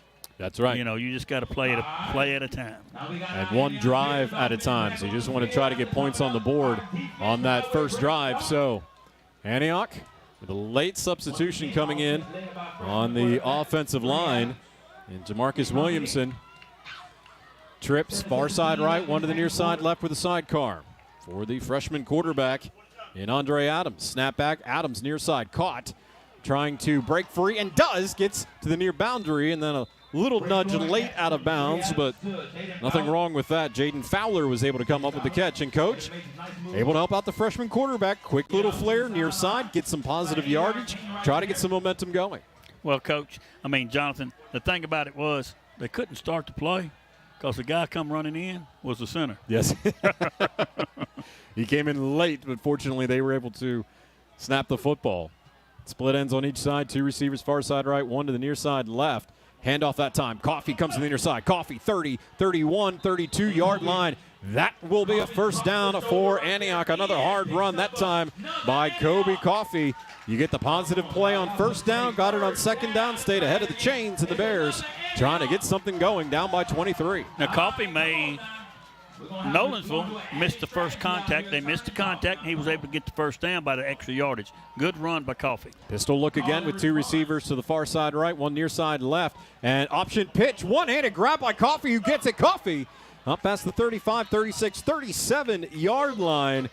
And boy, Nolensville was in the backfield in a hurry, but Adams still with enough awareness to flip it over to Coffee, who one-handed it with the right hand, able to snare it and pick up 6 yards. Little speed option to the right. Now Coffee set up to the left of Adams. Ball at the far hash, and they've got an end around.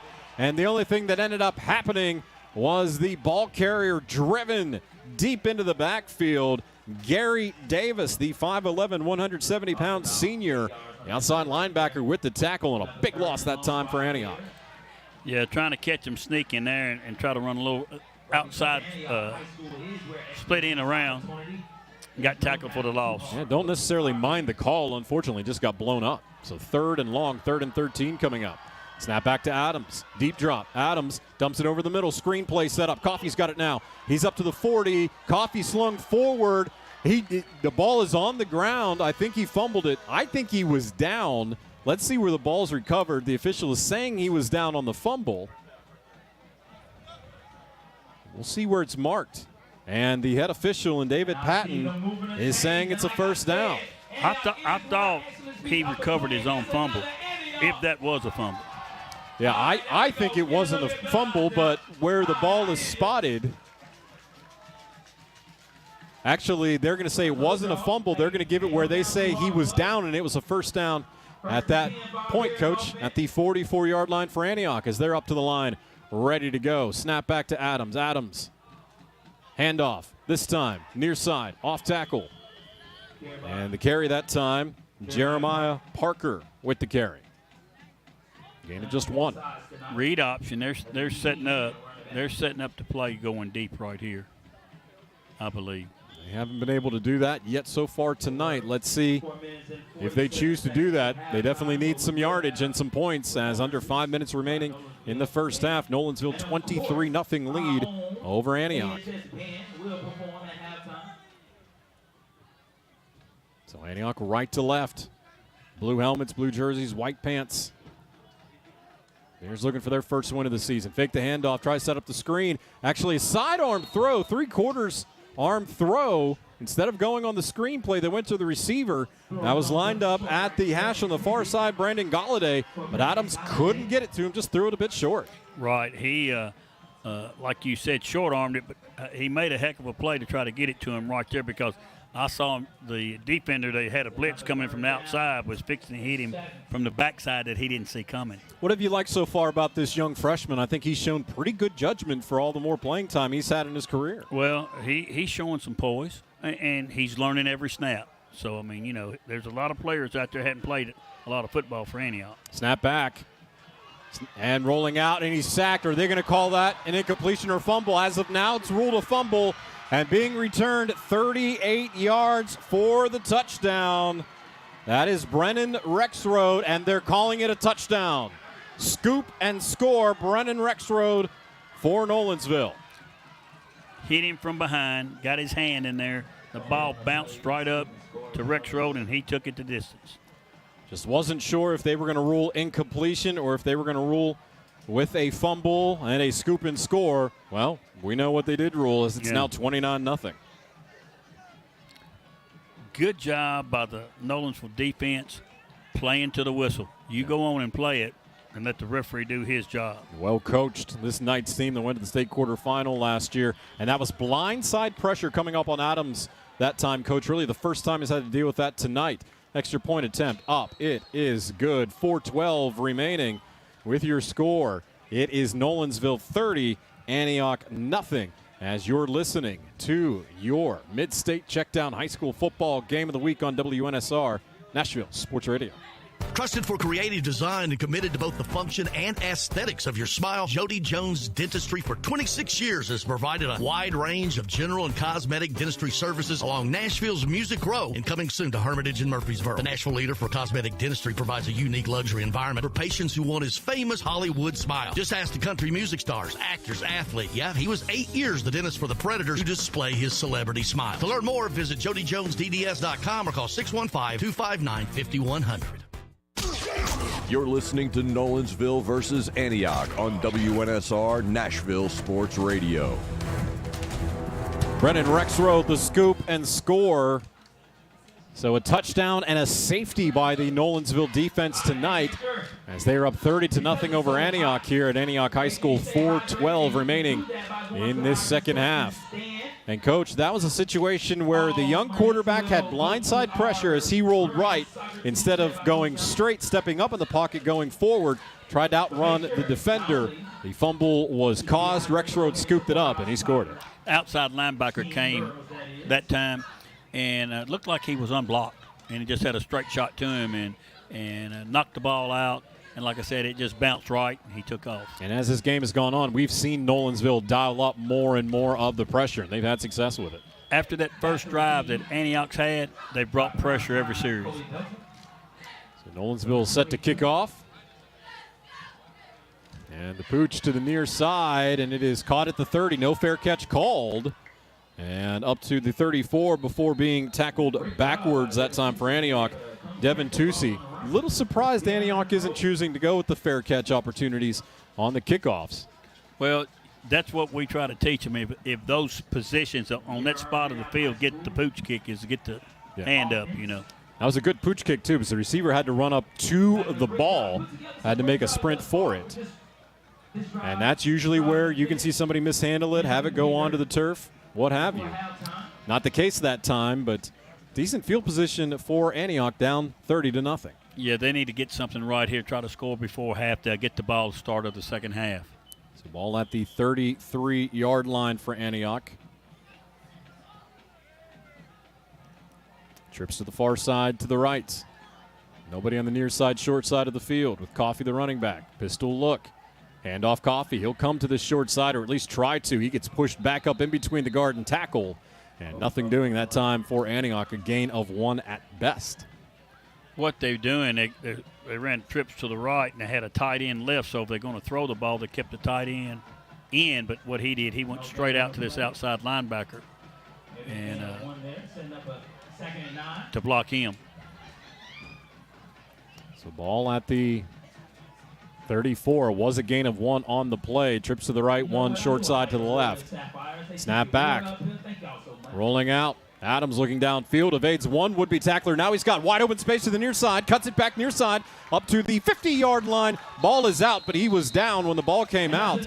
So they should be in positive territory. In fact, they're going to give him the 50-yard line on that play. Andre Adams heads up play, Coach. He was able to evade 1 would-be sack, able to bring it to the near side of the field on the cutback, had plenty of green space and got a first down. Showed his athleticism right there. He showed that athleticism last week as well against Lebanon. 2-by-2 sets with Coffey to the right hip of Adams. 3:04 remaining in the first half. Adams switches Coffey to his left side now. Got a man in motion. And he will keep it, not handed off to Coffey, and being brought down at the 49. It was almost a great one-arm tackle by Joseph Carano, but could not bring down the freshman in Andre Adams, who got it up to the 49-yard line and gained 1. Carano did a great job of staying at home and slowed him down because they ran jet sweep fake and also faked the back going that way with the lead blocker, and he come around this end. So good, well-designed play. Good job by Nolensville staying at home. That's where you hate that you didn't get the tackle, but he did enough to keep it to just a 1-yard gain. Adams fakes the handoff. He rolls into the middle. Deep downfield, wide open receiver. The ball's thrown short, but it is caught. It is caught at the 10-yard line. Brandon Galladay able to make the catch. It felt like he had to wait an eternity for the ball to get there, but it got there. A 38-yard play. Adams to Galladay.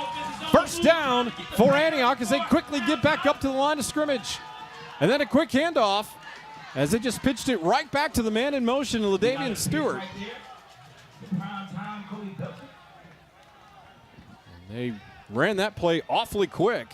Fortunately for them, no procedure penalty. And now they are looking to the sideline. They're a little out of gas, Coach. On the play, the quarterback threw it. He just heaved it. And, I mean, you know, if he don't underthrow it, it's a touchdown. Yeah, he was behind everybody. It was just that little Mahomes touch pass that went forward. And now Antioch, I believe, is going to call a timeout, and they do their second of the game. 1:36 remaining in the first half. Nolensville 30, Antioch nothing. But Antioch with a drive and inside the red zone as you're listening to the MidState Checkdown High School Football Game of the Week on WNSR Nashville Sports Radio. Jackson Boone Racing, the youngest driver at age 19 to win the coveted Pro Late Model Series championship at Nashville Fairgrounds Speedway. Jackson Boone Racing, a local kid and Page High graduate who's been winning races since he was 8 years old. Jackson Boone Racing. Come join Red Street Records and Roy's Meat Service, along with the Boone Group, a market leader for your home financing needs. In supporting this rising star, visit JacksonBooneRacing.com to see how you can be a part of the journey and join us running up front. Jackson Boone Racing. You're listening to Nolensville versus Antioch on WNSR Nashville Sports Radio. 1:36 remaining in the first half. 30-0 Nolensville with the lead, but the ball inside the 10, currently at the 8-yard line. Second down for Antioch. Second and a long 6 coming up. 3 to the side right, 1 to the near side left. Fake the handoff over the middle. It's caught and trying to bounce into the end zone. And I don't know if he ever crossed the goal line. He did. Touchdown. Touchdown for Antioch. Jaden Fowler makes the catch and scores the touchdown. And Antioch gets on the board for the first time tonight. That was a good call, Jonathan, because it looked like he stepped back and Nolensville hit him, but he got across. Good play. Good throw by the quarterback, staying right there in the pocket. I got burned by a touchdown call last week. We were waiting until yeah. That's why I didn't say anything. Because it looked like he caught it right before the goal line, bounced backward and back toward the middle of the field, but did cross the goal line to get in. So the 7-yard touchdown, Adams to Fowler at 128. So a late touchdown in the first half of this one like we had last week. 2-point conversion attempt coming up for Antioch. So Coffey to the right hip of Adams.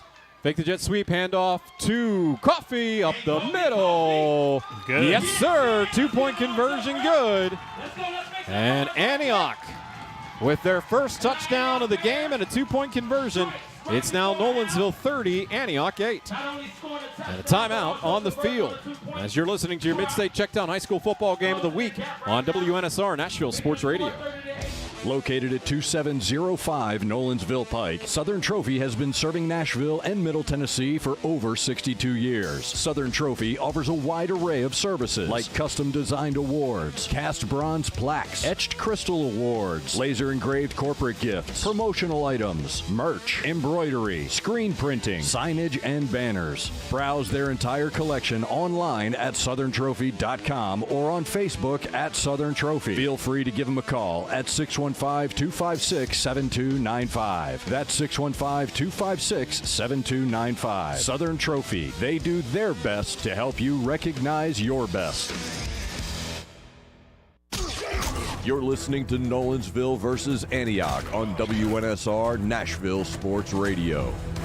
Plays 66 yards, 2:20 taken off the clock. Adams to Fowler from 7 yards out.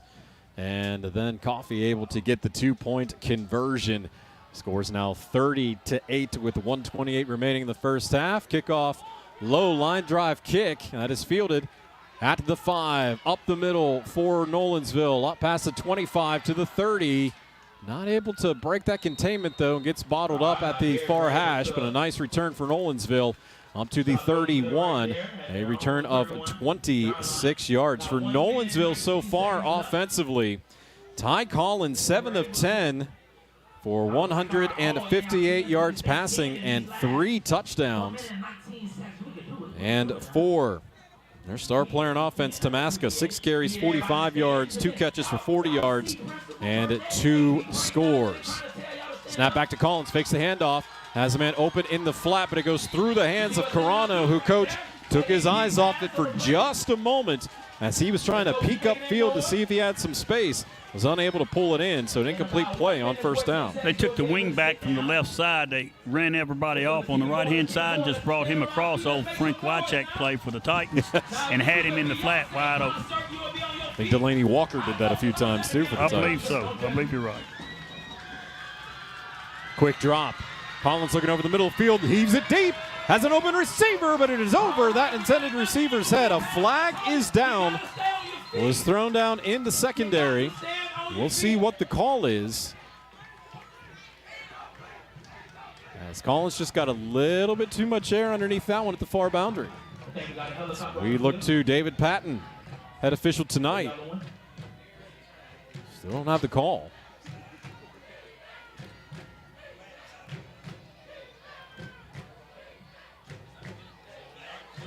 And on Antioch, that is going to be, they already had one sideline warning after the first play of the game tonight. Now they get the personal foul, the sideline infraction that time, Coach, and that's tough. Yeah, you had them stopped on the play. Now you give them 15 yards, and they're closer. And hey, he's got an arm. He does have an arm. Overthrew his intended receiver that time. So the ball up to the 46-yard line for Nolensville, as that's the first down for the Knights. 1:08 remaining. Snap back. Fake the handoff. Now trying to set up the screen to Tamaska. Does. That's a good tackle that time for the Antioch Bears. They had been struggling tackling on first contact tonight, Coach. Not that time. No, that was a great play. Great play by Cousins coming up, and he wrapped around and had that head on the side. That was a good form tackle. Not only that, drove him the whole way into the sideline. Didn't let go, did he? He did not. Nice play. No gain. Back to Collins. Collins has one open in the flat, gets it to him. Tamaska, he's got 10 yards if he wants it, gets up to the 50, puts his head down 45, 44-yard line. Tamaska had plenty of space to run, Coach, when he caught it there. When he got almost a lateral pass from Collins, we knew he could pick up some yards, and he did. And the timeout called by Nolensville with 28 seconds remaining in the first half. We'll go ahead and keep it right here as the Knights going to try to put up some more points before the end of this half. But 30-0 was the score. Antioch found a way to get in the end zone, get a 2-point conversion. Now Nolensville has it in plus territory at the Antioch 46 at the near hash. He made a good run, a good catch and run, but probably coach would tell him when he looks at the film if he could have got out of bounds there and saved the timeout, because right now with 28 seconds to go, the timeout's more important. Absolutely, and that's a good point that you bring up. As Nolensville, that was just their first timeout that they used. Antioch has 1 remaining and 2 for the Knights. So Nolensville, we're not surprised by the outputs. This is a team that went to the quarterfinal last year. What have you seen that you've liked so far from Antioch tonight, Coach? I just like the way they're battling. You know, down 30-0, and hey, they still battling. Yeah, no one's hanging their heads. That's right. Yeah, good compete They're level. coming after. Good compete level from the Bears. Snap back to Collins. Quick drop. Collins flushed out of the pocket, goes up the field. Collins down to the 30, and he slides down to the 29-yard line. And another timeout called by Nolensville. And we'll go ahead and take a quick one. As your score, Nolensville 30, Antioch 8, 20 seconds remaining in this first half. You're listening to your MidState Checkdown High School Football Game of the Week on WNSR, Nashville Sports Radio. It's a Bill King Show. We are college football centric. That is the sun that warms our planet that we live on. Our planet actually isn't flat or round. It's an oblong spheroid. And we are here to proselytize about it, edify it every day on this here radio show. Weekday mornings beginning at 6 on Sports Radio 560 on 95.9 FM. You're listening to Nolensville versus Antioch on WNSR Nashville Sports Radio. So Nolensville emerging from their second timeout. 30-8 is the score. 20 seconds remaining as Nolensville look toward the sideline to get the call in. Tamaska the sidecar to Collins, who has 3 touchdown tosses tonight.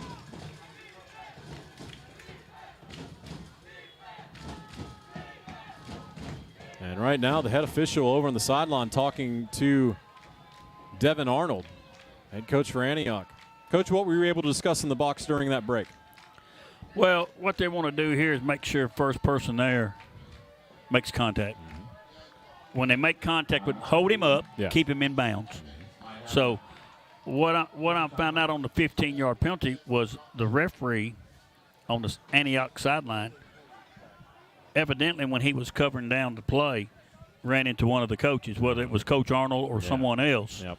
And that's where, because they had a 5-yard warning, but it's 15 yards if you run into a coach on the sideline or a player. Gotcha. Yeah, Coach Arnold was not happy about that and had a lengthy discussion with the officiating crew. Nonetheless, snap back to Collins. Quick drop. Collins scans the middle of the field, comes to the near side, caught at the seam. And the ball was loose down on the ground. No fumble is going to be called. Said it was down by contact, or they're going to say incomplete. They're going to rule it incomplete. So Bender got smacked and let it go as they'll bring the ball back. Incomplete with 13 seconds remaining. Well, they have a timeout left, and you know they got a kicker with a leg, so they're going to try to get it set up in the middle, and they can, of course, kill the clock with the quarterback too. So. Diaz had to kick it from the far hash last time, left to right. Unfortunately, missed it for Nolensville, but has a very good leg. Ball at the 30-yard line here on second down. And, Coach, as you mentioned, 1 timeout remaining for the Knights. Looking to add more points here before the end of the first half. Right. Tamaska, sidecar right to Collins. 2-by-2 set once again. Tamaska open to the flat if they go to him. Stepping up in the pocket is Collins. Collins going to scramble out. Collins going to come to the near side. Collins goes past the line of scrimmage. He has to run. He's got a blocker. Gets it up past the 20. Down to the 17, 18-yard line and runs out of bounds. To save a timeout, there's only 5 seconds remaining. They're in field goal range with the leg of their kicker. And let's see what they do here. I believe they'll kick it. I would agree with that, but maybe do they try to line up the kicker and call a quick timeout because they do have 5 seconds. They can do that if he wants to move and kneel. And they're going to go ahead and call their final timeout with 5 seconds remaining. So they'll see. We'll see what they decide to do when they come back from the timeout. Coming up next week, Coach, BGA at Nashville Christian. Your pregame coverage starting at 6:45. Prep football talk tomorrow morning from 8 to 9 as well. Of course, you can get everything you want on social media. YouTube channel at WNSR. Live video there. Also get a player of the game article sponsored by Jackson Boone Racing at WNSR.com.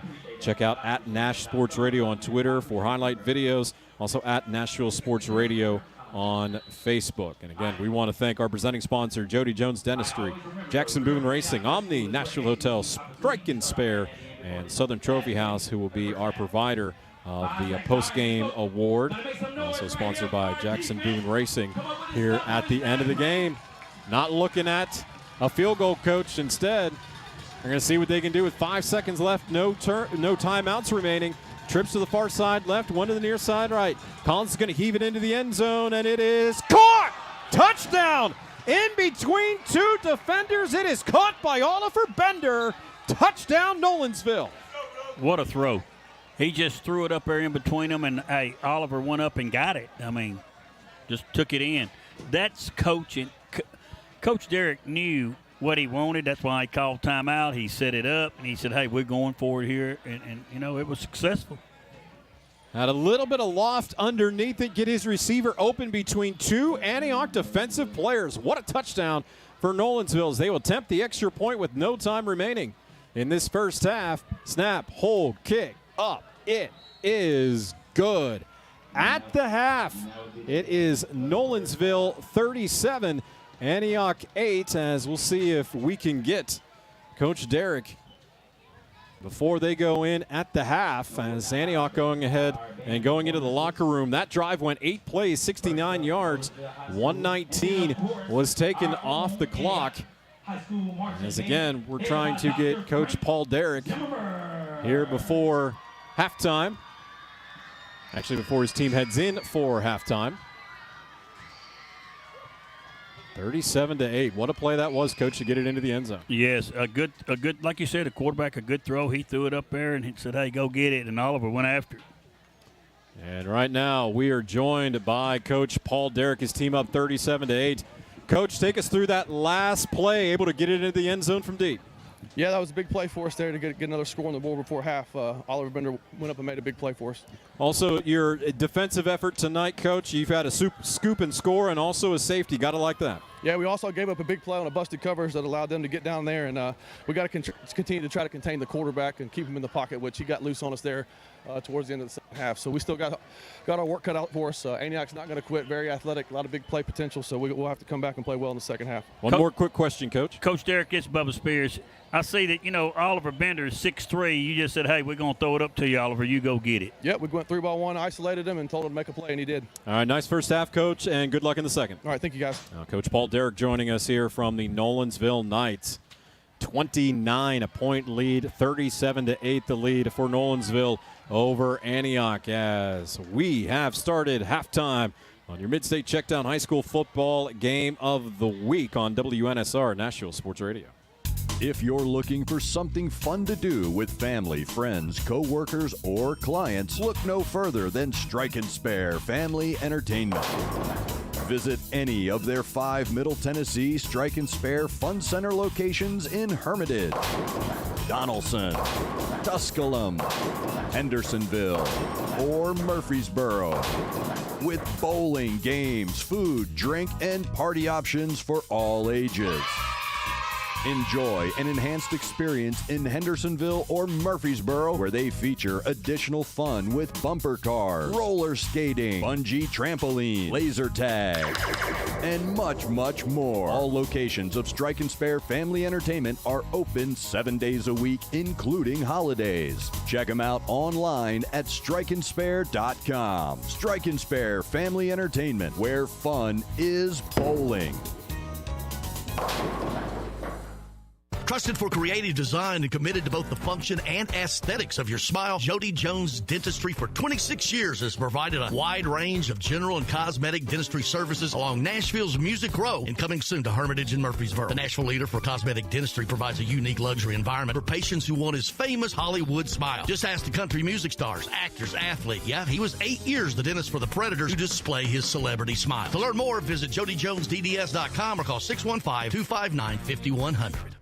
Jackson Boone Racing. The youngest driver at age 19 to win the coveted Pro Late Model Series championship at Nashville Fairgrounds Speedway. Jackson Boone Racing. A local kid and Page High graduate who's been winning races since he was 8 years old. Jackson Boone Racing. Come join Red Street Records and Roy's Meat Service, along with the Boone Group, a market leader for your home financing needs. In supporting this rising star, visit JacksonBooneRacing.com to see how you can be a part of the journey and join us running up front. Jackson Boone Racing.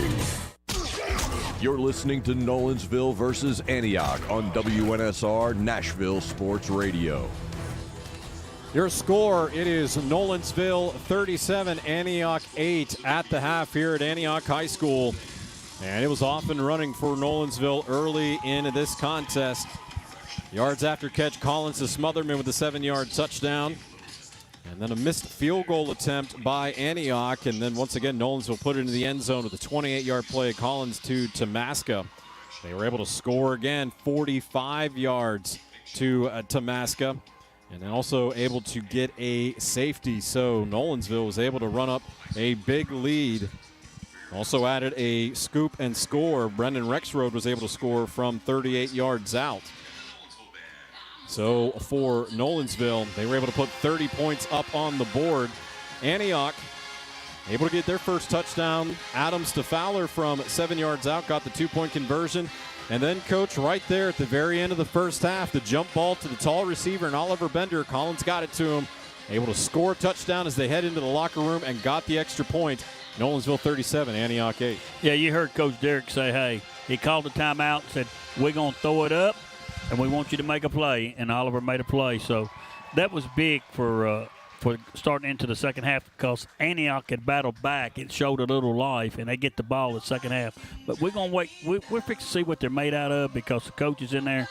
And I believe with Coach Arnold, they're going to come back out fighting. Very impressed with Nolensville, what they've done. They haven't had to punt all night. But I'm going to tell you what, I'm impressed with the way that Antioch is battling every play. No doubt about that. Devin Arnold has the Bears out there in the field playing hard. We will send it back to the studio, get you updated on some of the scores of the Week 2 action across the Mid-State as you're listening to the Mid-State Checkdown High School Football Game of the Week on WNSR, Nashville Sports Radio.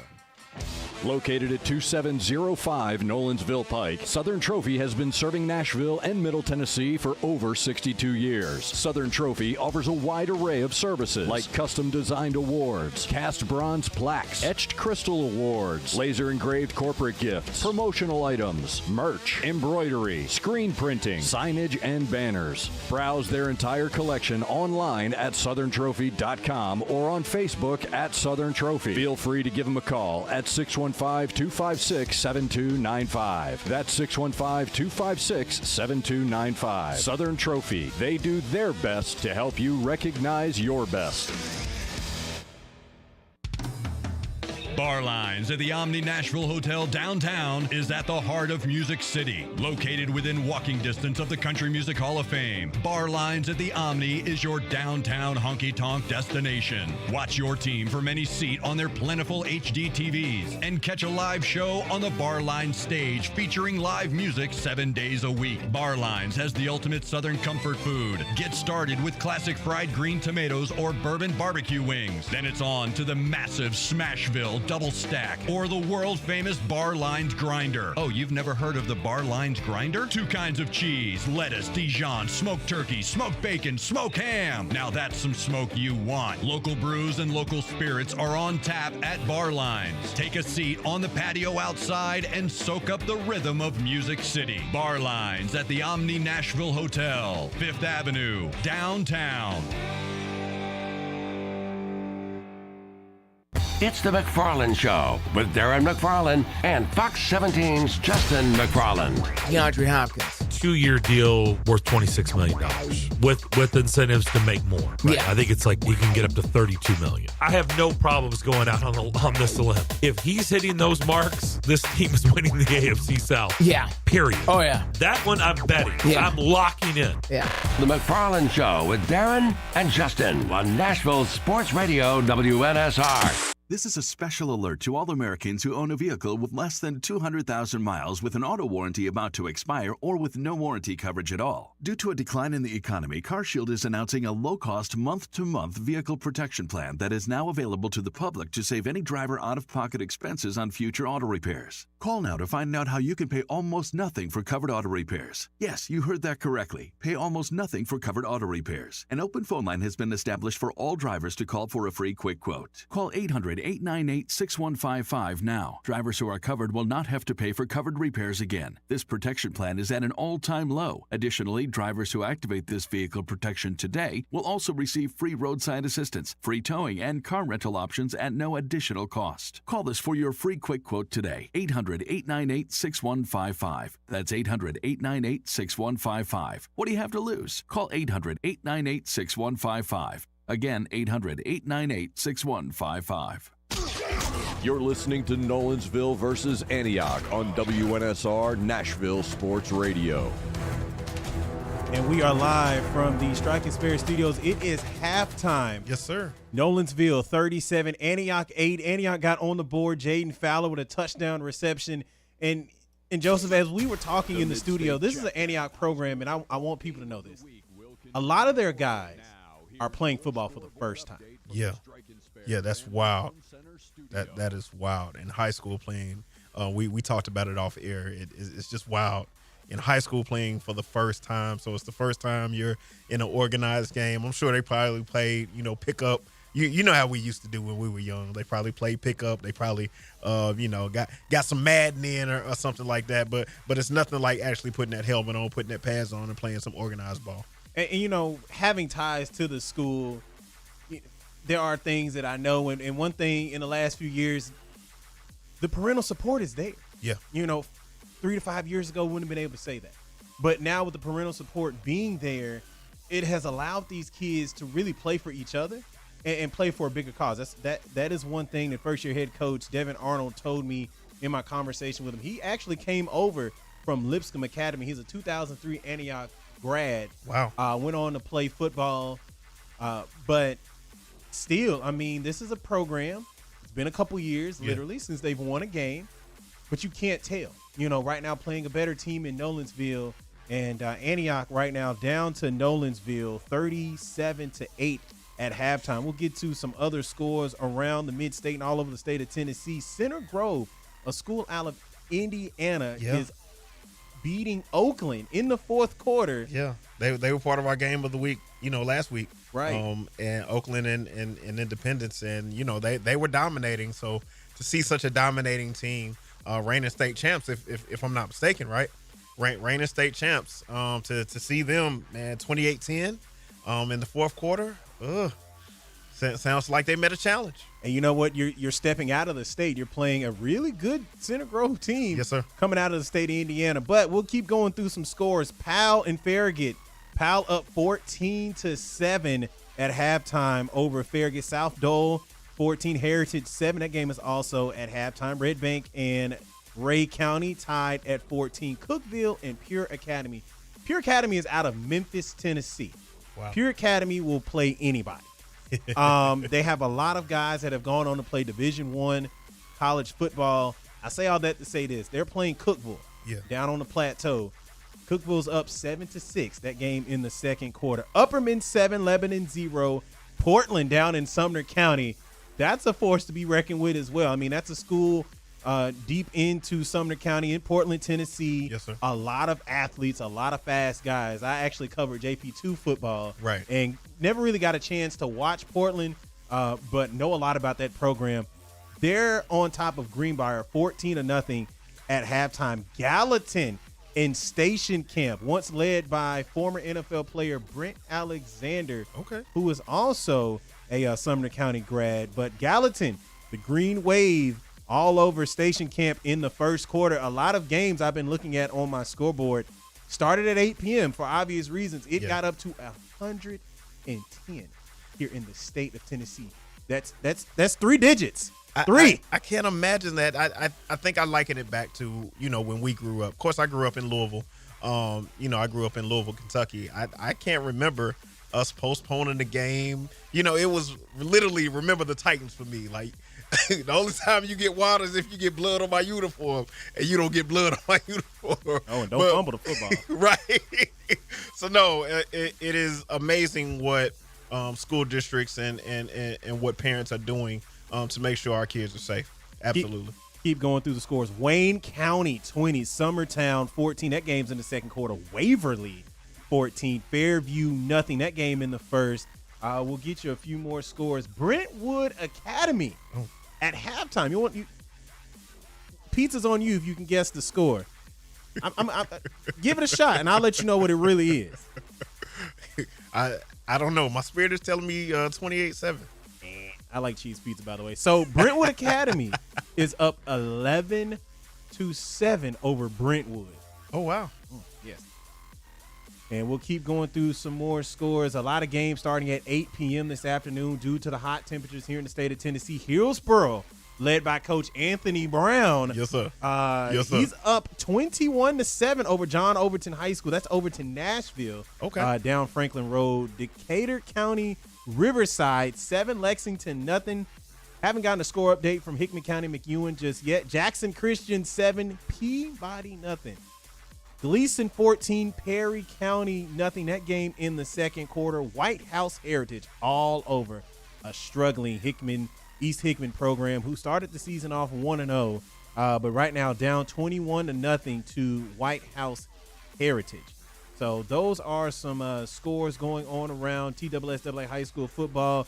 Knoxville Webb 31, Asheville School out of North Carolina 6. That game in the third quarter. Notre Dame 26, Signal Mountain 7. That game 4:16 left to go in the second. Good Pasture. I think the name Patrick Turner may ring a bell to you. Yes, sir. Yes, went to Good Pasture. Know him very well. Good Pasture up 7-0 over Silverdale Academy. Tried to say that a little too fast. CAK 16, the Kings Academy 6. And waiting to get a score update from Maplewood and BGA, Pearl-Cone and CPA waiting a score update as well. But a few finals to update. Prince Avenue Christian from the state of Georgia. And you know, that state floods Division I football with talent. That state is football, yeah. Goodness gracious, man. Prince Avenue Christian out of Georgia, 42, Nashville Christian, who went to the state championship last year, quickly this season, 0-2. And you have Baylor. They defeated Seton Hall Prep out of Jersey, 42-7 yesterday. Wow. It's some amazing scores. And you and I kind of talked about it off air. Some amazing high score games too. Low score for the other team. I don't necessarily want to call blowout. I feel disrespectful. But there are some amazing score differences in some of what you just read. Yeah, and giving you a few more. White County 8, Warren County nothing. But again, still early on. I mean, it's only week 2. Macon County 14, Trousdale County nothing. Only 1 minute left to go in the first quarter in that game. And just got another update. Looks like Cookeville 10, Pure Youth Academy 6. So I'm telling you, man, if you ever get a chance, watch Pure Youth Academy play, man. Like fans, you're going to be in for a treat. Clay County, Westmoreland out of Sumner County. That game just getting underway in the second quarter. Neither team has put any points on the board.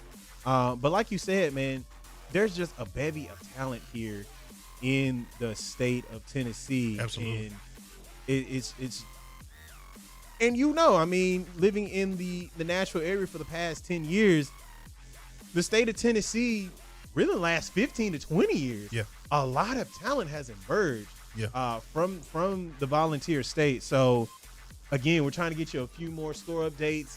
Lipscomb Academy playing Saraland out of Alabama, down in Saraland, Alabama. That's been a fun match. Last time I got a score update from them, Lipscomb Academy was up 7-3 over Saraland. And you know Trent Dilfer left Lipscomb Academy, now gone on to UAB, University of Alabama, Birmingham, for those who don't know what the acronym stands for. But one thing that Coach Devin Arnold from Antioch stated is that he liked how Dilfer was very detail-oriented. Yeah. So it's going to be pretty interesting to see how the coach, Kevin Mawai, former Tennessee Titans center, New York Jets center as well, will lead this program. A lot of national talent on that Lipscomb Academy team, and they've earned their current ranking here in the state. Absolutely, man. Like you said, a lot of talent, and like you said, it's just week 2, so you know, there's no telling what could happen in the next 10 weeks. Yeah, you're right. And look, action is live here, WNSR. You can listen to us on a traditional AM signal, 560 AM, 95.9 FM. If you're out in Smyrna, 107.9. If you're all the way down in Drakesboro, that's 103.9. But if you're kind of like you and I mean, we try to keep it techie. Right. We have an app. There it is. Download the WNSR app, Google Play, iPhones, whichever one you have. App works. And Page Independence, the My TV 30 Game of the Week page up on Independence right now. And we've been watching that game. That's been some sloppy play, especially in the early going of that contest. Yeah.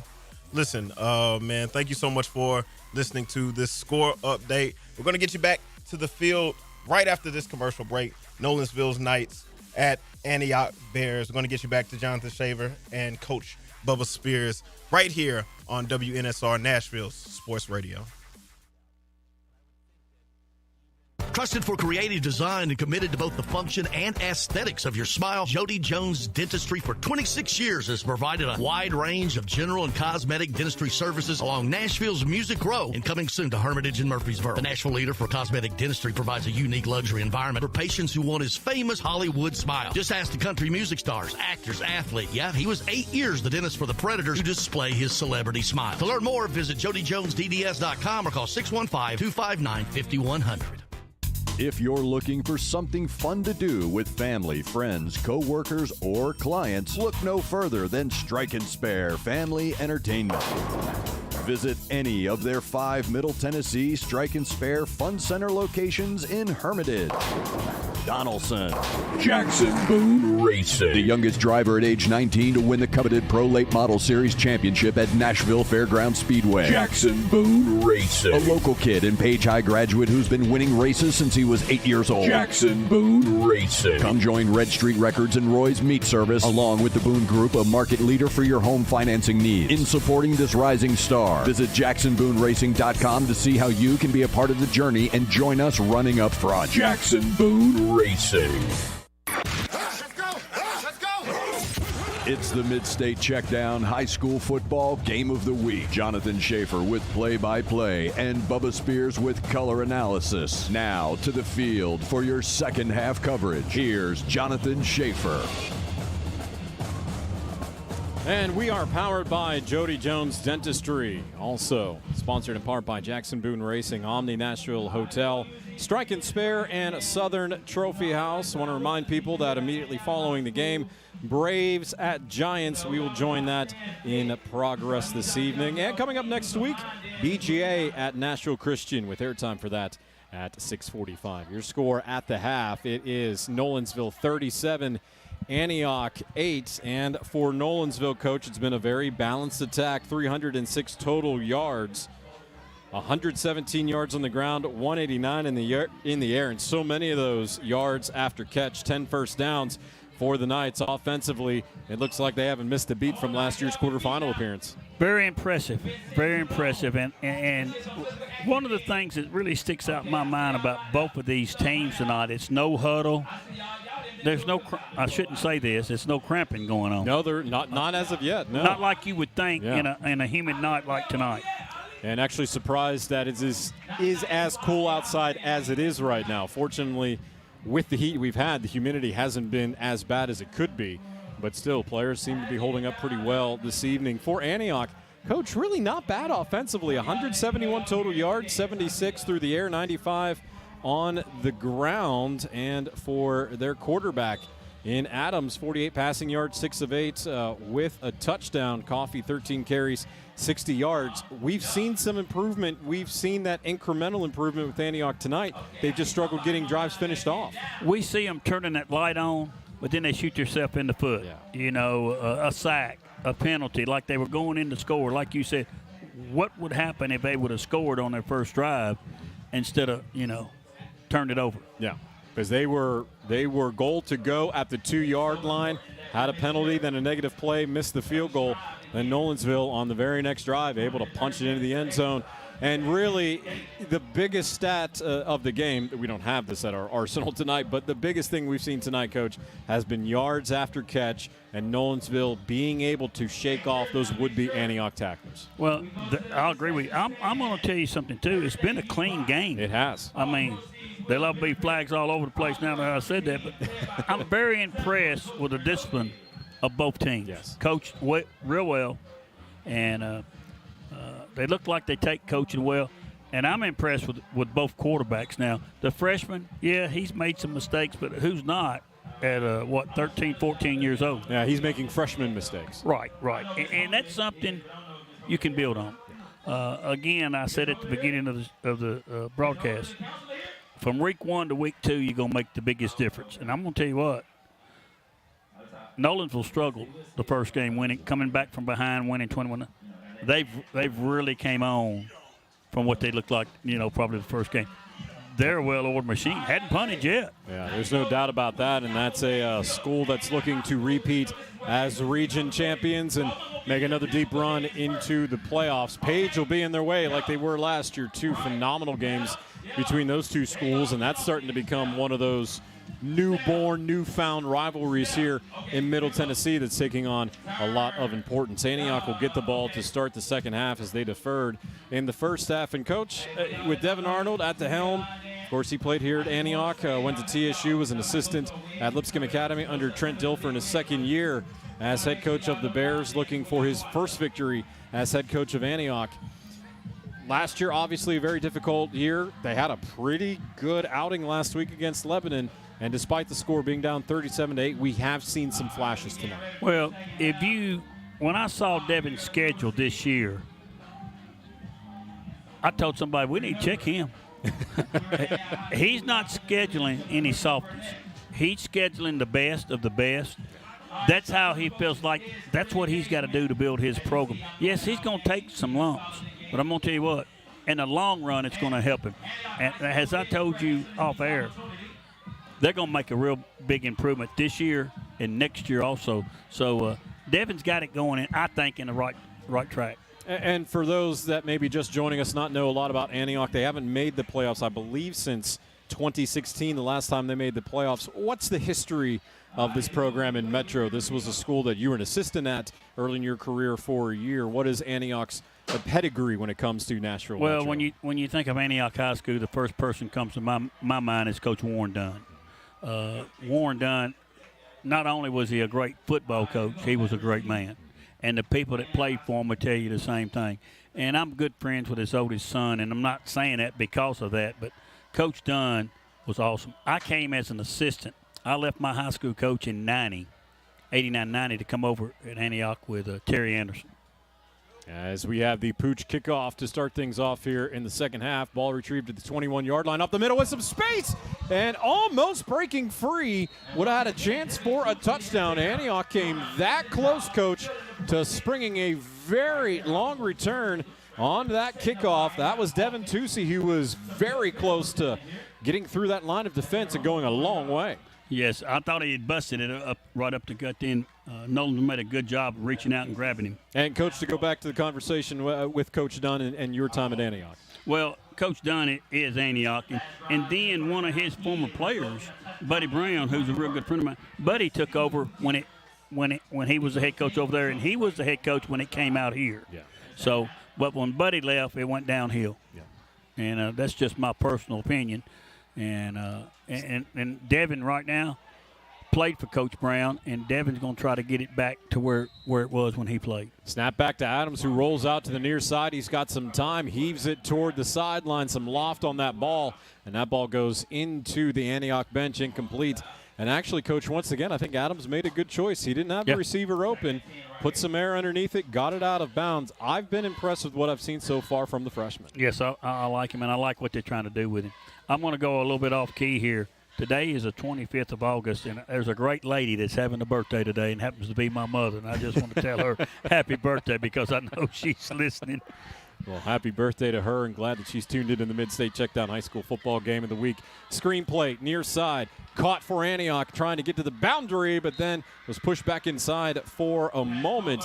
That catch was made by Kobe Belton, and the tackle was made by Jackson Bandy, one of the top linebackers on this squad. Actually, name we haven't called out a whole lot here tonight for Nolensville. It's been a very good team effort, especially from this linebacking core, Coach. Right, and I'm going to tell you what, the two outside receivers I was watching because it was on the near side, they did an excellent job staying with their block, and it freed him up, for a few yards right there. So 3rd and 4, Antioch with this opening drive to start the second half. And they need to get some more points on the board, down 37-8. Snap back to Adams. Adams looking to the side. He's flushed out of the pocket, throws it near sideline. Got an open receiver, caught. Got a chance to go into the end zone with the catch and scoring for Antioch. Jaden Fowler. Touchdown for the Bears, and exactly what they needed to start the second half. Did you see the poise by that quarterback then? He waited and waited to the last minute. He got behind, and he lofted it over the defender, and then it was off to the races. Outstanding second touchdown to Fowler in this game. Great poise from the freshman, who many think is one of the top quarterbacks in Metro Nashville as just a freshman. This young man stays his whole career in Antioch. I think we could be seeing some wins down here for the Bears over the next handful of years. 2-point conversion coming up. They made their first 2-point conversion earlier in this game. They've got a very late substitution coming onto the field. And actually, they are going for 2 points. They got to hurry up and get set up offensively. Make sure they get the snap off. Adams barking out the orders. Coffee to his right hip. Adams keeps it, fakes the toss, and scores the 2-point conversion. So Adams with the touchdown pass, and then also the 2-point conversion. And right like that, Antioch puts 8 points up on the board. Your score, Nolensville 37, Antioch 16, 10-47. Here in this second half, you're listening to the MidState Checkdown High School Football Game of the Week on WNSR Nashville Sports Radio. Located at 2705 Nolensville Pike, Southern Trophy has been serving Nashville and Middle Tennessee for over 62 years. Southern Trophy offers a wide array of services like custom-designed awards, cast bronze plaques, etched crystal awards, laser-engraved corporate gifts, promotional items, merch, embroidery, screen printing, signage, and banners. Browse their entire collection online at southerntrophy.com or on Facebook at Southern Trophy. Feel free to give them a call at 615-256-7295. That's 615-256-7295. Southern Trophy. They do their best to help you recognize your best. You're listening to Nolensville versus Antioch on WNSR Nashville Sports Radio. 3 plays, 61 yards, a 55-yard touchdown. Adams to Fowler. And for Adams, his second touchdown pass. For Fowler, his second touchdown catch of the game. 1:23 taken off the clock. Kickoff retrieve, 5-yard line near side for Nolensville. They go to the far side of the field looking for some space. Now cutting back toward the middle. And now to the 25, up to the 26, 27-yard line. That return by B.J. Mays for the Knights. And he covered a lot of ground going east to west. Still a decent return for the Knights as they'll start at their own 26-yard line.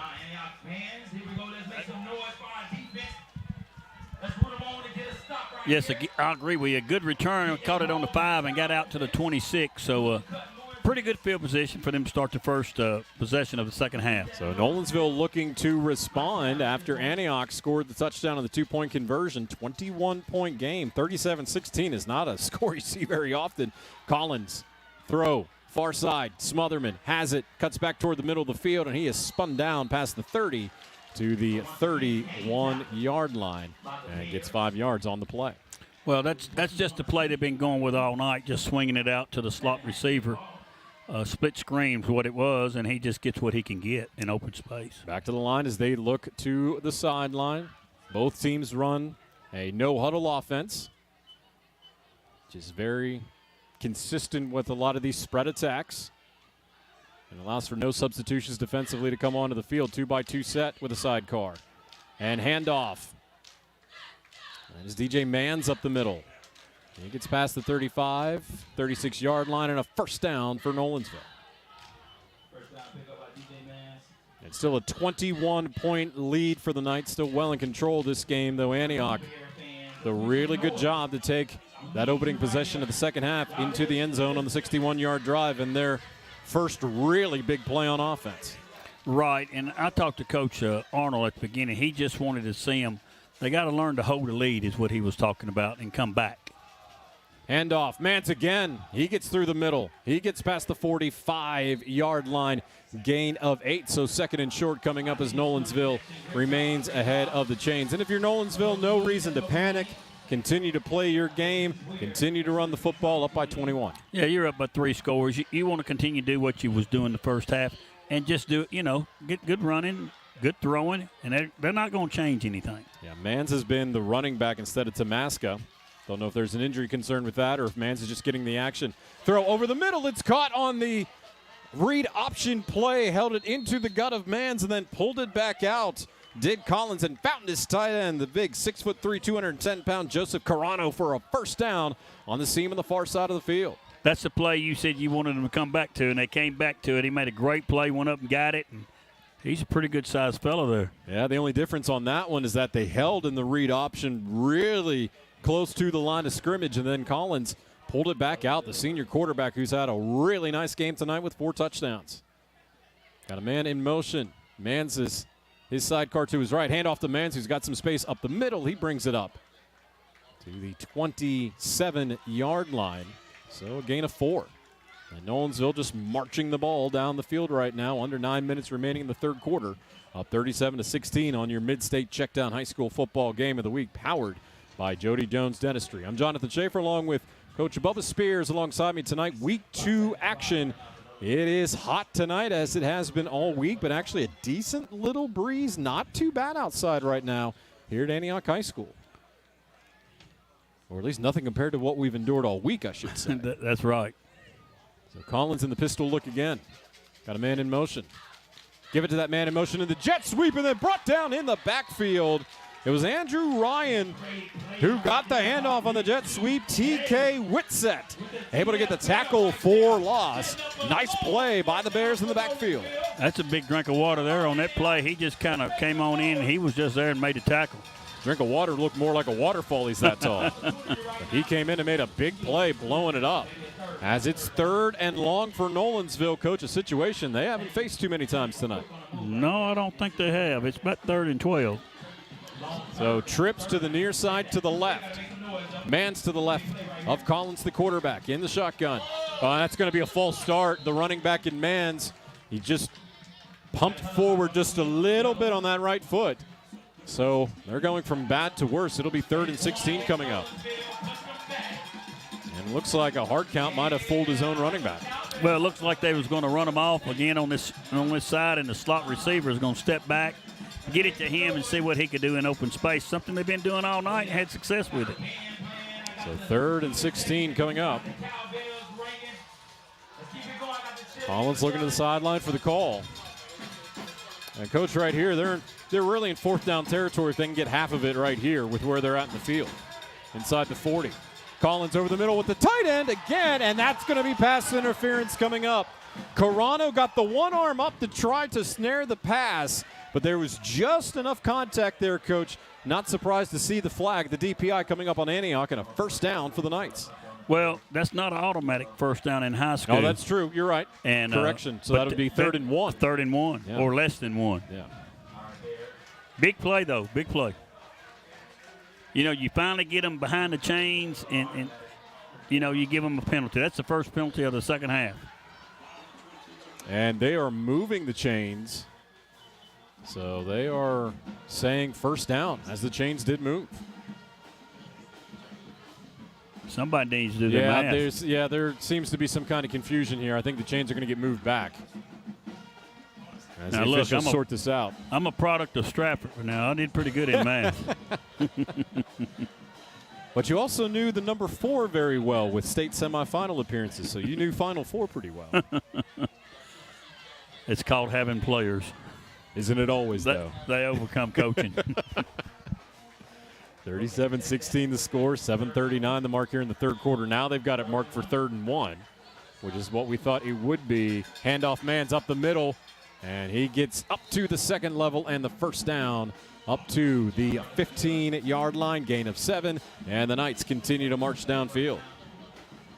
Well, I see some of the players there with their hands on their hips, and that's the first sign of, getting tired. So maybe we spoke too soon, Jonathan. Well, a little surprised that it actually took this long considering the weather that we have had this evening. So I think these young men are well-conditioned and been doing a good job.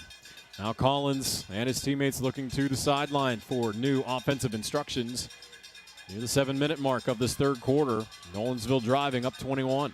Snap back, Collins fakes the pitch, going to go up the middle himself, and was able to use the Hank Stram term, matriculate the ball up the field about 4 or 5 yards, and it really was matriculating. He had to watch his step getting up there, and he was able to get 5, maybe 6. I think it was a busted play, and he was going to run a speed option, and the pitch guy didn't make it over there.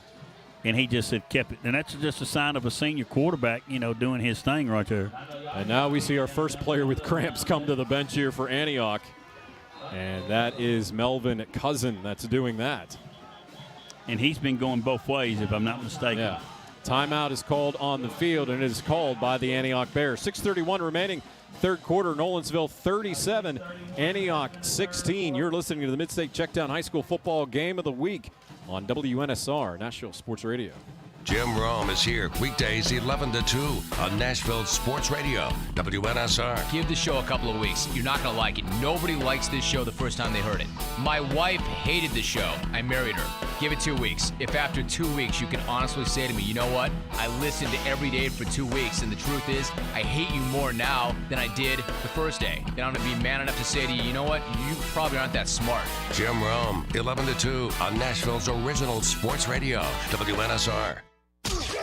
You're listening to Nolensville versus Antioch on WNSR Nashville Sports Radio. 6:31 remaining in the third quarter here at Antioch High School. It is Nolensville with the 37-16 lead over the Antioch Bears, who have added a couple touchdowns and 2-point conversions tonight. 2nd and 5 coming up with the ball at the 9-yard line. So Nolensville can get a first down for a goal-to-goal situation.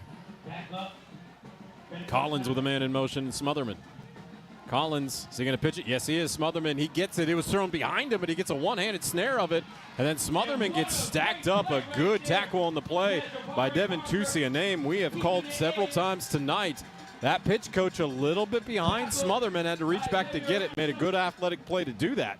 But didn't get much. That's the first time we've seen that play. They started him in motion, and it came back with a counter option back to the short side. That's the first time they run that, and the pitch was behind him. So ball at the 8-yard line, and we have a player down on the field. I believe it's Tusi, and I think he's got cramps too. So we wondered when it was going to start, Coach, and it has. Yeah. With this severe heat that we've been dealing with here tonight. Want to remind you, BGA at Nashville Christian coming up next week, 6:45. Your pregame start to that. You can check out everything you want of Nashville Sports Radio on the YouTube channel at NSR Live Video. Prep Football Talk tomorrow morning, 8 to 9 a.m. Hopefully for me, I'll still be asleep at that point. And we've got the Braves and the Giants will be joining in progress following this game here tonight. Also check us out on social media at Nash Sports Radio on Twitter with the highlight videos, at Nashville Sports Radio on Facebook. Play 12 of this drive. They've taken 4:36 off the clock, Coach, which is exactly what you want to do with Nolensville. Even if you don't happen to score, you just want to eat that clock up with the 21-point lead. Right, and let me say this. That was a good time out there to get Antioch back on focus. Yeah. So, they had a good stand down here a while ago. They need another one right here and to stop Nolensville for going in. But it's been a good drive, like you said, a 12-play drive. Yeah, Antioch scored on the opening drive of this second half. And Nolensville trying to respond with a touchdown of their own as the ball currently at the 9-yard line. Pistol look again, 2 right, 1 to the near side left.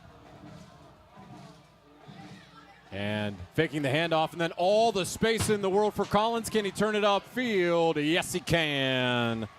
Touchdown for Ty Collins. He's thrown 4, he's run for 1, and Nolensville back on the board.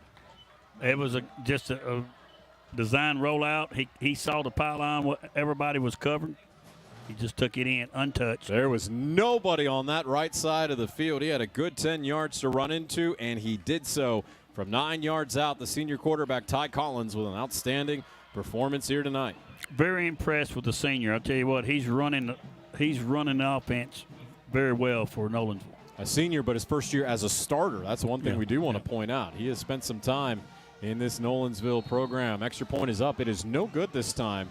So your score, Nolensville 43, Antioch 16. 5:51 remaining in the third quarter. You're listening to the MidState Checkdown High School Football Game of the Week on WNSR, Nashville Sports Radio.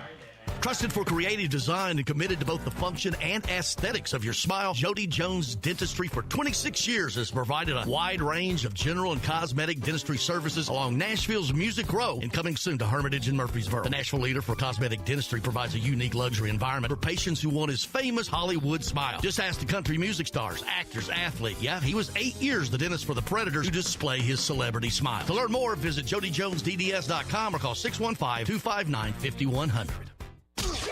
You're listening to Nolensville versus Antioch on WNSR Nashville Sports Radio. 12 plays, 74 yards, 4:45 taken off the clock. What a game it's been so far for Ty Collins. 4 passing touchdowns, 1 rushing touchdown, 77 on the ground, Coach, 220 in the air, and right now making a very strong play for our MidState Checkdown High School Football Game of the Week, Player of the Week. I'll tell you what's impressive. Antioch comes out here, impressive, scores on the first drive, and Nolensville says, hey, we're just going to take it and run a 12, 13, 14 play drive, and we're going to score ourselves. Yeah, it kind of reminds us of Oakland from last week. When Independence scored, and Oakland just marched it right back down the field. Kickoff return up past the 25, 26, 27, 28, 29. Let's see if they give him the 30. Might give him more than that. Boy, they threw him forward up to the 32-yard line, so nice return for Antioch. They're down 43-16, Coach, but they were able to score that touchdown. And really, after it was a 30-0 lead for Nolensville, Antioch's been able to play better since about late in the second quarter. Yeah, and coaches got to be happy with the way they came out in the second half and took the drive. They was hoping for a stop there, and let's just see what they do on this drive right here, see what they can get going. What I like is that no one's been hanging their head. Not one player. They're still out there competing, and good for them for that. The program that hasn't had a win since 2020. Snap back. Handoff, Coffee, tackle in the backfield.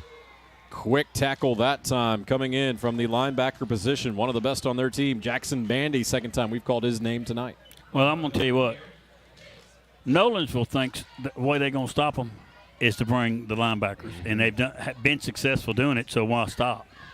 They've done it with Rex Road, they've done it with Bandy, and an assortment of others. So big shift in motion. The 2 receivers that were on the near side go to the far side. The 2 that were on the far come to the near side right. 2-by-2 set. Snap back to Adams, high snap. Makes the handoff, screen set up to the far side, but 3 would-be tacklers are there, and they bring down the receiver, Kobe Belton. And poor Kobe, he got the ball, but there was nobody there to block for him.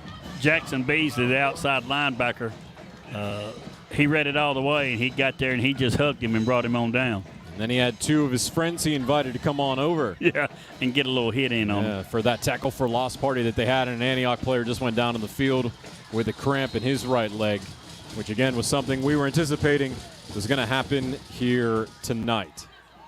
So with that, we'll take a quick 30-second timeout as you're listening to the MidState Checkdown High School Football Game of the Week on WNSR Nashville Sports Radio. Jackson Boone Racing, the youngest driver at age 19 to win the coveted Pro Late Model Series championship at Nashville Fairground Speedway. Jackson Boone Racing, a local kid and Page High graduate who's been winning races since he was 8 years old. Jackson Boone Racing. Come join Red Street Records and Roy's Meat Service, along with the Boone Group, a market leader for your home financing needs. In supporting this rising star, visit JacksonBooneRacing.com to see how you can be a part of the journey and join us running up front. Jackson Boone Racing. You're listening to Nolensville versus Antioch on WNSR Nashville Sports Radio. Antioch player down with cramps on the field as they're getting that worked out.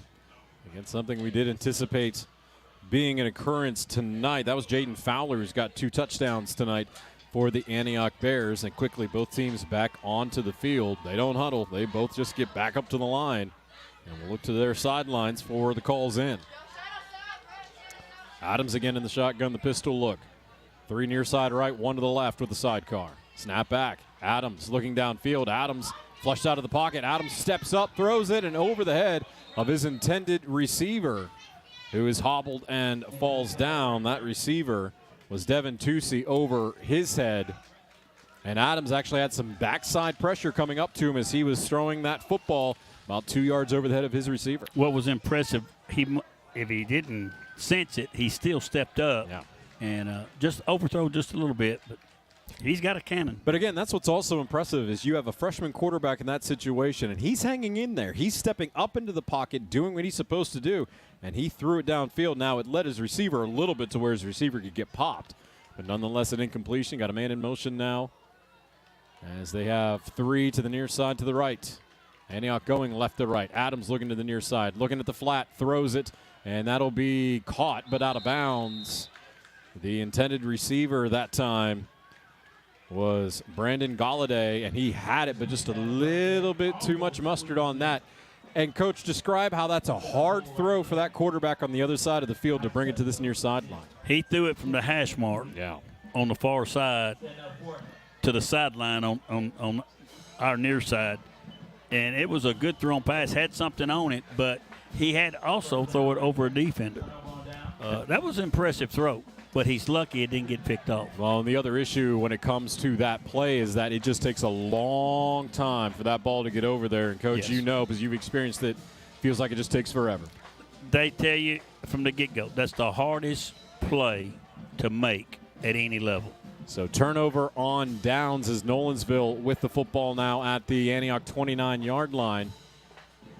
Snap back and catch is made, and able to break free from the initial tackler and then was pushed out of bounds was B.J. Mays. The quarterback in now, Aaron Sylvester, getting some reps.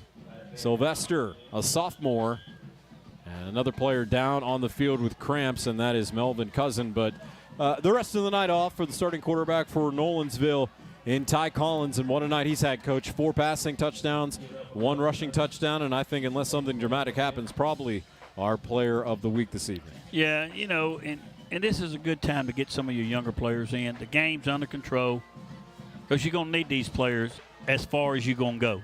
Yeah. You're going to need some experience. This is time to get them some game-type experience. And you never know when you might need those players further down in the season because injuries hit everybody. That's exactly what I'm talking about. But it's just like we're talking about the senior quarterback, first-time starter. These guys need experience.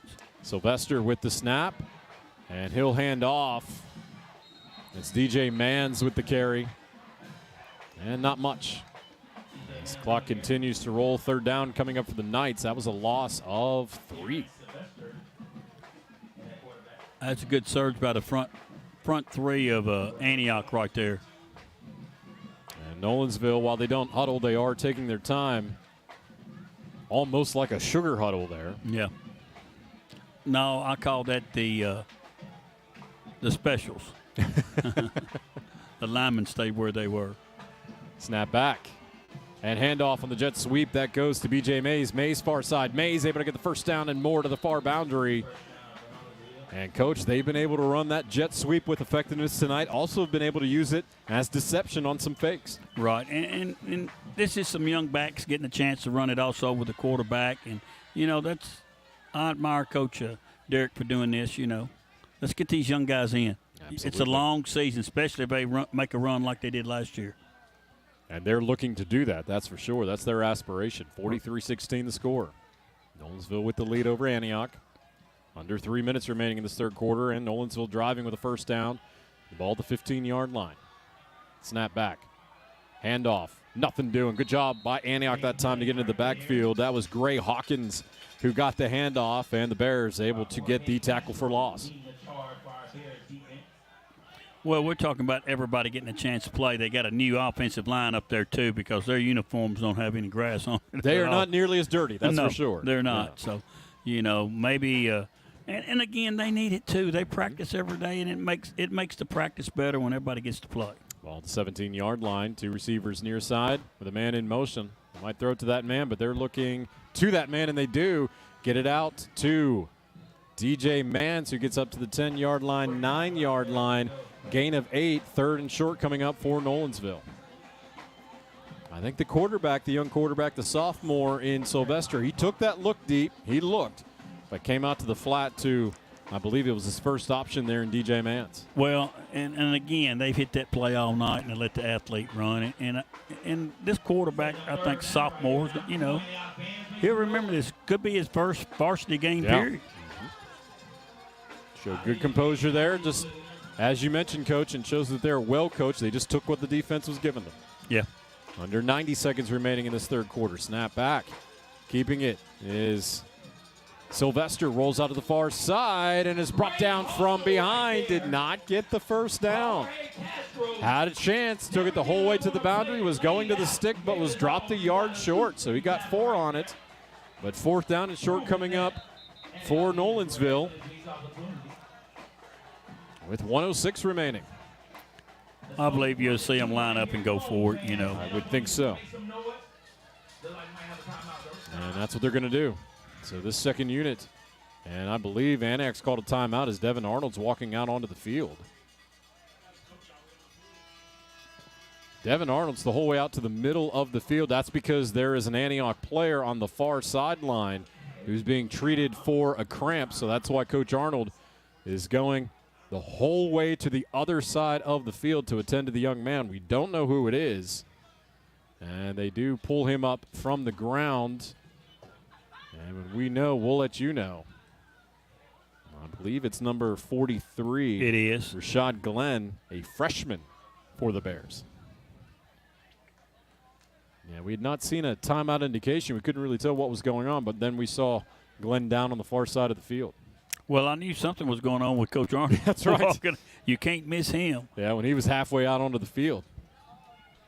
Again, he's just going over checking on his players. Probably got the wind knocked out of him. Again, an Antioch product himself. Went to TSU and very valuable experience at Lipscomb Academy as an assistant under Trent Dilfer. And Coach Dilfer's reign with the Mustangs. Man in motion. Said they give it to the back in Mans. Mans, does he get it? Does he get it? Coach, I don't think he got it. No, I think he's short. I think he's well short, and that'll be just like Antioch had a turnover on downs. Turnover on downs this time for Nolensville as the Antioch defense stands firm. Good stand right there. Say, well, they're playing against sector. I don't care who they're playing against. It's still a good stance, and both sides benefit on that drive. But that's good. You saw the excitement for the defense of Antioch coming off the field there. I like how they've remained enthusiastic regardless of what the score's been. Right. And now Antioch coming back out onto the field with their freshman quarterback, Andre Adams, who has shown some playmaking ability tonight. 2 touchdown passes, also a 2-point conversion. Snap back to Adams. Adams facing pressure, inside screen, and that play gets blown up. Got it to Kobe Belton, and it was Jackson Bandy who blew it up and drove the young man backwards. That screen there is called a jailbreak screen, or it's been called a little bit of everything. They had that sniffed out, and it was right there on it. That time it was called tackle for loss for Nolensville. As Antioch was pushed back 3 yards. They are back now at the 4. So Adams actually taking the shotgun snap, the pistol snap in his own end zone. And Adams going to toss it, run the option, and maybe a yard or 2, but not much on the far side of the field. As that will likely be the final play of the third quarter as the clock continues to roll. Now down to 0-0. At the end of 3, your score, Nolensville 43, Antioch 16. You're listening to the MidState Checkdown High School Football Game of the Week on WNSR Nashville Sports Radio. When you want down-home cooking, just head downtown. Kitchen Notes at the Omni Nashville Hotel serves traditional Southern cooking, sourced fresh and local, just like Grandma used to make. Start your day with a Southern smoked breakfast bowl or a Music City omelet. If you're looking for variety, hit the biggest breakfast buffet in Music City or get your fill at the world-famous Biscuit Bar. Kitchen Notes dishes up lunch with traditional Southern tomato pie, country ham, and classic picnic ambrosia. Serving breakfast Monday through Thursday from 7 a.m. to 10:30, and lunch is served 11 a.m. to 2 p.m. And Kitchen Notes doesn't forget the brunch crowd. Brunch at Kitchen Notes is every Friday through Sunday from 7 a.m. to 2 p.m., featuring cast iron pancakes, made-to-order waffles and eggs, and ice-cold carafes of mimosas. Enjoy farm-to-table Southern dishes made from treasured family recipes. Kitchen Notes at the Omni Nashville Hotel, 5th Avenue, downtown.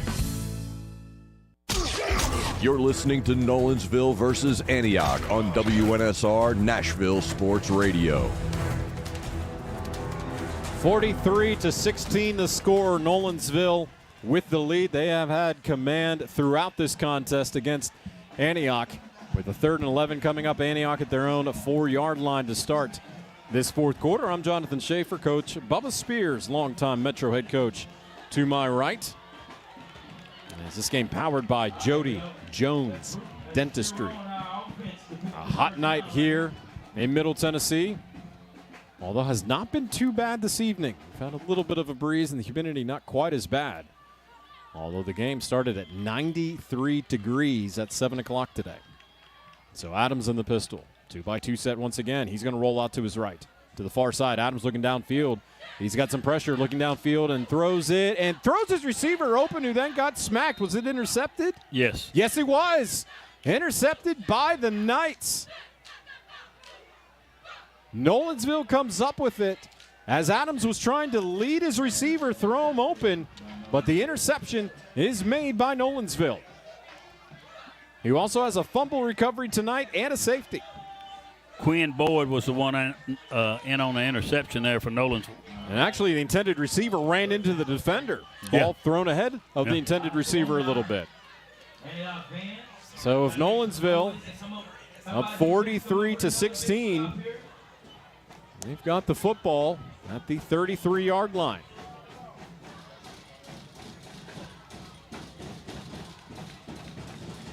Sylvester throws it out near side. And open receiver able to elude a couple of would-be tacklers up to the 20 before he gets mashed. And that was B.J. Mays with the reception from the 33-yard line. They get the first down up to the 20 and a gain of 13. Sylvester looking to the sideline for the new call in. That pistol look, DJ Mans to the left hip of Sylvester. Got a man in motion, that's Mays. And they'll give it to Mans, nothing doing, just shooting the gap, coming right up the middle to make the play. Rashad Glenn, who came off the field with a cramp a little while ago, back on, the freshman making the play. And we've been seeing some freshmen and sophomores in this Antioch squad, Coach, making some plays tonight. Right. I mean, they're young. They're young, and like you said, some of them not been in, hadn't been in a varsity game, so getting some experience on both sides of the ball. That was a loss of 4 when they blew that one up. 2nd and 14 now with under 11 remaining in this fourth quarter. And Nolensville up by 27. Snap back. Sylvester, inside screen, ball off the hands of his intended receiver, B.J. Mays. And, Coach, that's one of those inside screens set up on that far slot. The problem is the way the ball bounced off the hands of Mays. That's when an interception can often occur, but unfortunately for Antioch, they couldn't come up with it. Right. They had a few blue jerseys around that ball because of his hands. That's usually where an interception occurs all the time, is when the receiver doesn't come down with it and tips it up. Yeah, that screen did have a little bit of mustard on the pass. Yeah. An incomplete 3rd and 13. Now, low snap to Sylvester. Throws it out Mays' far side. He didn't come up with the catch and actually was probably better off because he was going to get smacked. Had 2 Antioch defenders staring him down. So it's 4th and 13. And if you're Nolensville, just go ahead for it here on 4th down. Oh, yeah. With the 27-point lead. All this, though, what Nolensville was doing with this second team that's in there, is going to help for Monday's practice. See, you don't ever think you're going to get in there, and you get in there and you're throwing this and you're doing that and you're missing the block. So it's all going to be beneficial. Snap back to Sylvester.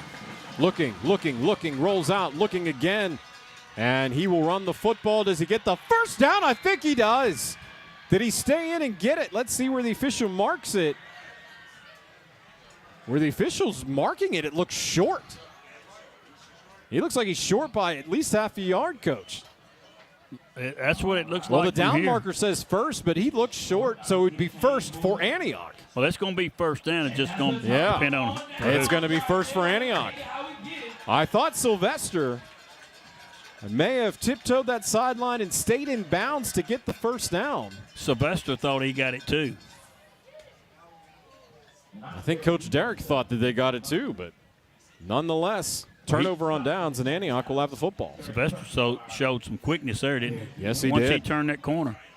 When he hit that corner, he was upfield pretty quickly. So now Antioch with the football, 10:03 mark, down by 27. They've got the ball at the 11-yard line. So kudos to the Antioch defense has been able to make this stop. The only problem is the field position's been poor back behind the 20 last 2 possessions.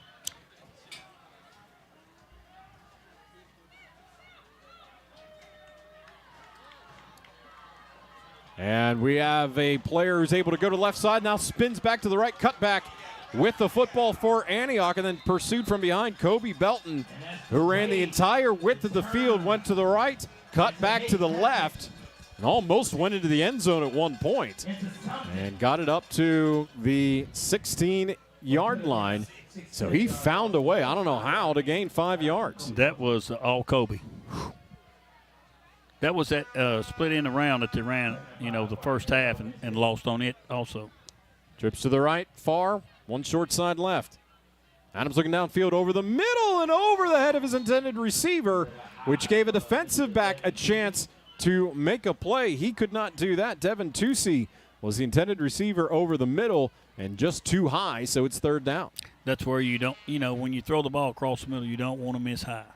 Usually those balls are intercepted. Yeah, never miss high, and there was a defender that was about half a yard away from making an interception. So the freshman quarterback aired that out just a bit too much over the middle of the field. 3rd and 5. Adams throws it, screen set up, and that'll be an incomplete play. Did he get his helmet knocked off? Yes, he did. Wow, what a tackle for Nolensville. As the intended receiver had it in his hands, had it knocked away, and had his helmet knocked off. That was Xavier Ransom. Wow. He's going to have to come out of play when that helmet comes off. Yes, he will. And 4th down coming up. Check that. It was Tucci, not Ransom. And when the helmet got knocked off, he's got to come off, and he's disappointed. Oh, yeah. All your skilled people don't like that to happen to them. You know that. Never want to come off the field. No. And always want the ball. 4th and 5 now for Adams and this Antioch squad, down by 27, 9:12 on the clock. The Bears in their blue hats, blue jerseys, white pants moving from right to left. Changing the play. Adams in the pistol look, trips to the right. Adams looking downfield. Adams steps into the throw, makes it, and it's caught. It is a 1st down for Antioch. Brandon Galladay able to come up with the catch. The defender looked like he could jump the route, but came up with nothing but air. Galladay with the play. 1st down, Bears. I thought at one time it was going to be picked off. He made a great effort to catch that football. Galladay came up with it, though, so 4th down conversion for Antioch. With under 9 minutes remaining with the ball now. Move past the 25 up to the 27-yard line. I'm telling you this right now, Jonathan. Antioch's got 2 bookend tackles right there, 70 and 77, and they're both young. Snap, throw it near side, and just not able to bring it down was Kobe Belton. And again, that was that fade where they're throwing across the field from the far hash, and it was on Belton's hands, but he could not come up with it. But even a freshman quarterback, they're having the confidence for him to attempt that type of pass across the field. When that play started, I'm going, oh, no. And then I started saying, way to go. Yeah, but usually we have seen that play end up in interception so many times at every level of football. That's the toughest play, as I said before, in football. That and that swing, that hip play that goes out into the far boundary, too. Adams fakes the handoff. Adams down the middle. Open receiver. Can he hit him? And no, just behind the receiver. And Brandon Galladay, his receiver was open, had to try to come back to get the ball and couldn't get it. It's incomplete. Coach, if Adams could have hit him in stride, it would have been 6. Yeah, and he underthrew it, but I tell you what, Adams came back and his eyes got big, and he took his eyes off of it because he saw the defender coming. Still, good. I mean, on that situation, that's a learning, catch it first. Yeah. Catch it first. You got to catch that football, and a timeout now called by Antioch. We'll take a timeout as well with 8:23 remaining. Nolensville 43, Antioch 16. You're listening to the MidState Checkdown High School Football Game of the Week on WNSR, Nashville Sports Radio. Located at 2705 Nolensville Pike, Southern Trophy has been serving Nashville and Middle Tennessee for over 62 years. Southern Trophy offers a wide array of services like custom designed awards, cast bronze plaques, etched crystal awards, laser engraved corporate gifts, promotional items, merch, embroidery, screen printing, signage, and banners. Browse their entire collection online at southerntrophy.com or on Facebook at Southern Trophy. Feel free to give them a call at 615-256-7295. That's 615-256-7295. Southern Trophy. They do their best to help you recognize your best. You're listening to Nolensville versus Antioch on WNSR Nashville Sports Radio. Well, a misfire on that big play attempt on the last down, 3rd and 10 coming up. Adams steps up in the pocket, rolls out far side. Adams is going to run it. Adams, can he get the first down? No, about 2 yards short. So 4th down coming up for the Bears, who will go for it. Yeah, they went for it last time. They're going to go for it now because they're moving the ball. Yeah, they went for it last time and got it, and they did it through the air. A couple times tonight, Antioch's been able to get open deep behind the Nolensville defense. They scored on one of them, but on that previous play 2 snaps ago, underthrown ball couldn't that time. Although, again, if he would hit him in stride, good chance at a touchdown. Yeah, I think he was off and running. So 4th and 2, and having a little bit of miscommunication lining up is Antioch. 2 receivers near side left, 1 far side right with the sidecar pistol look, and yep, delay of game. I had a feeling that might happen when that receiver who was on the near side moved to the far side. I had a feeling delay would occur, and the dead ball delay indication is given by the referee and David Patton. And just inexperience that time, Coach. Right. That's one of them penalties, you think. Look at the score. Yeah, it was a mix-up. You got subs in, and the back judge, Well, but not only that. A delay after a timeout. Right. That's where you get very frustrated. Oh, yes. And say some words that are probably not appropriate for during school hours. Yes. Yes, that's exactly the response I was looking for. I knew you couldn't deny it, Coach. No, can't deny it. It happens. So a bunch trips to the near side. That's to the left of Adams. Instead of 4th and 3, now it's 4th and 8. Yeah. And they take another timeout. Oof. So the Bears have taken 2 timeouts without getting a snap off. We'll take a quick one as well as you're listening to your MidState Checkdown High School Football Game of the Week on WNSR Nashville Sports Radio. When might you be buzzed? When you suddenly love everything. You guys, I love this song. I love these nachos. I love our kickball league. Ugh! I love this guy. What's your name? You know what I'd love? A ride when it's time to head out. If you see a buzzed warning sign, call for a ride when it's time to go home. Buzz driving is drunk driving. A message from NHTSA and the Ad Council. I love your car. Is this real leather? You're listening to Nolensville versus Antioch on WNSR Nashville Sports Radio. So Antioch emerging from the timeout. They have no timeouts remaining at the 7:29 mark. 43-16 the score. Nolensville with the lead. So far tonight, Andre Adams, 110 yards passing and 42 yards rushing.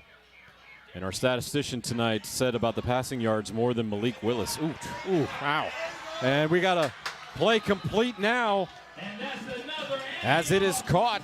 That time, Brandon Galladay makes the catch, and they complete another 4th down and keep this drive going, Coach. A good passing catch right there. Receiver made an outstanding catch, and he had people all over.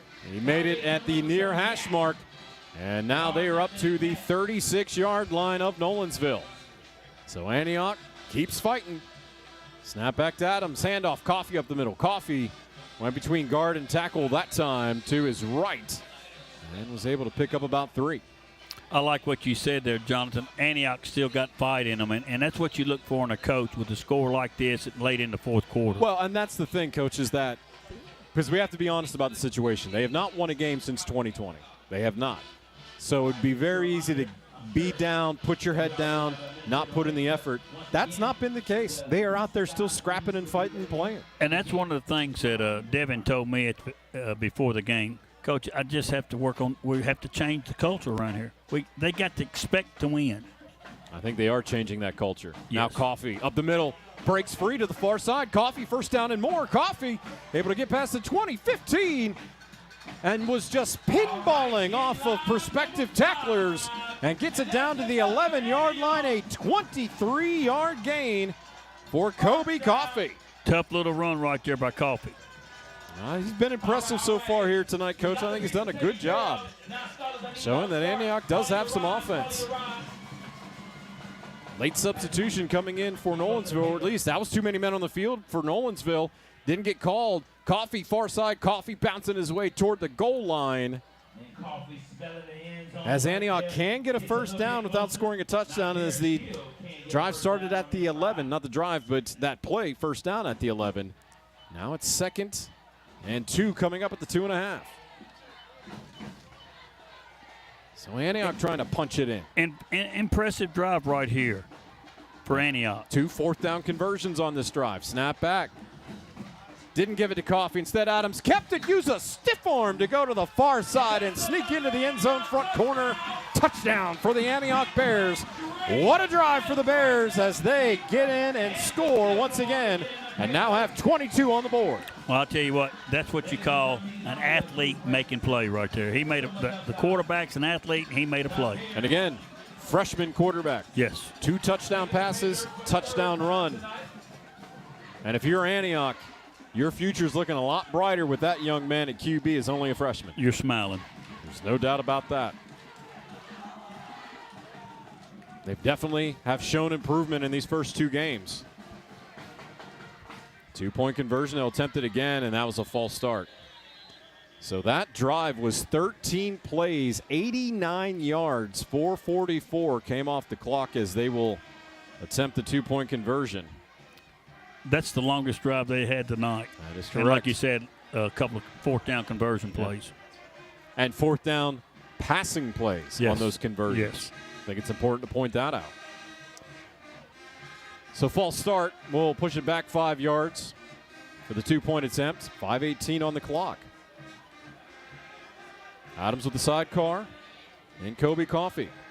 Trips near side left, 1 to the right. Over the middle, it is caught and into the end zone for the 2-point conversion. They are 3 for 3 with 2-point plays, and that one from 7 yards out, it was complete to Kobe Belton for the 2-pointer, and Antioch down 41-24. Tell you what, he stood in there and he threw a bullet. Yes, he did. Rifled it in there. Very impressive young man. And Andre Adams, the freshman, number 10. We'll go ahead and keep it right here for now as Nolensville up 41-24 over Antioch. And, Coach, what would someone's impression be if they're just looking at this score right now, it being just a 17-point game with 5:18 remaining? Well, we've both seen it. You know, Nolensville's been in control of the game. Yes. Antioch has not given up. They've got that dog's got fight in it. Yes. And as a coach, that's what you want to see. Like I told you at the beginning, adversity is going to hit you during the ball game. Yeah. I like the way that Antioch has handled it tonight. They just got themselves in a hole, but hey, they battled back. Not only that, Nolensville has had a lot of their backups in, especially their second-team offense since midway through the 3rd quarter. But again, Antioch just keeps hanging in there and doing a good job.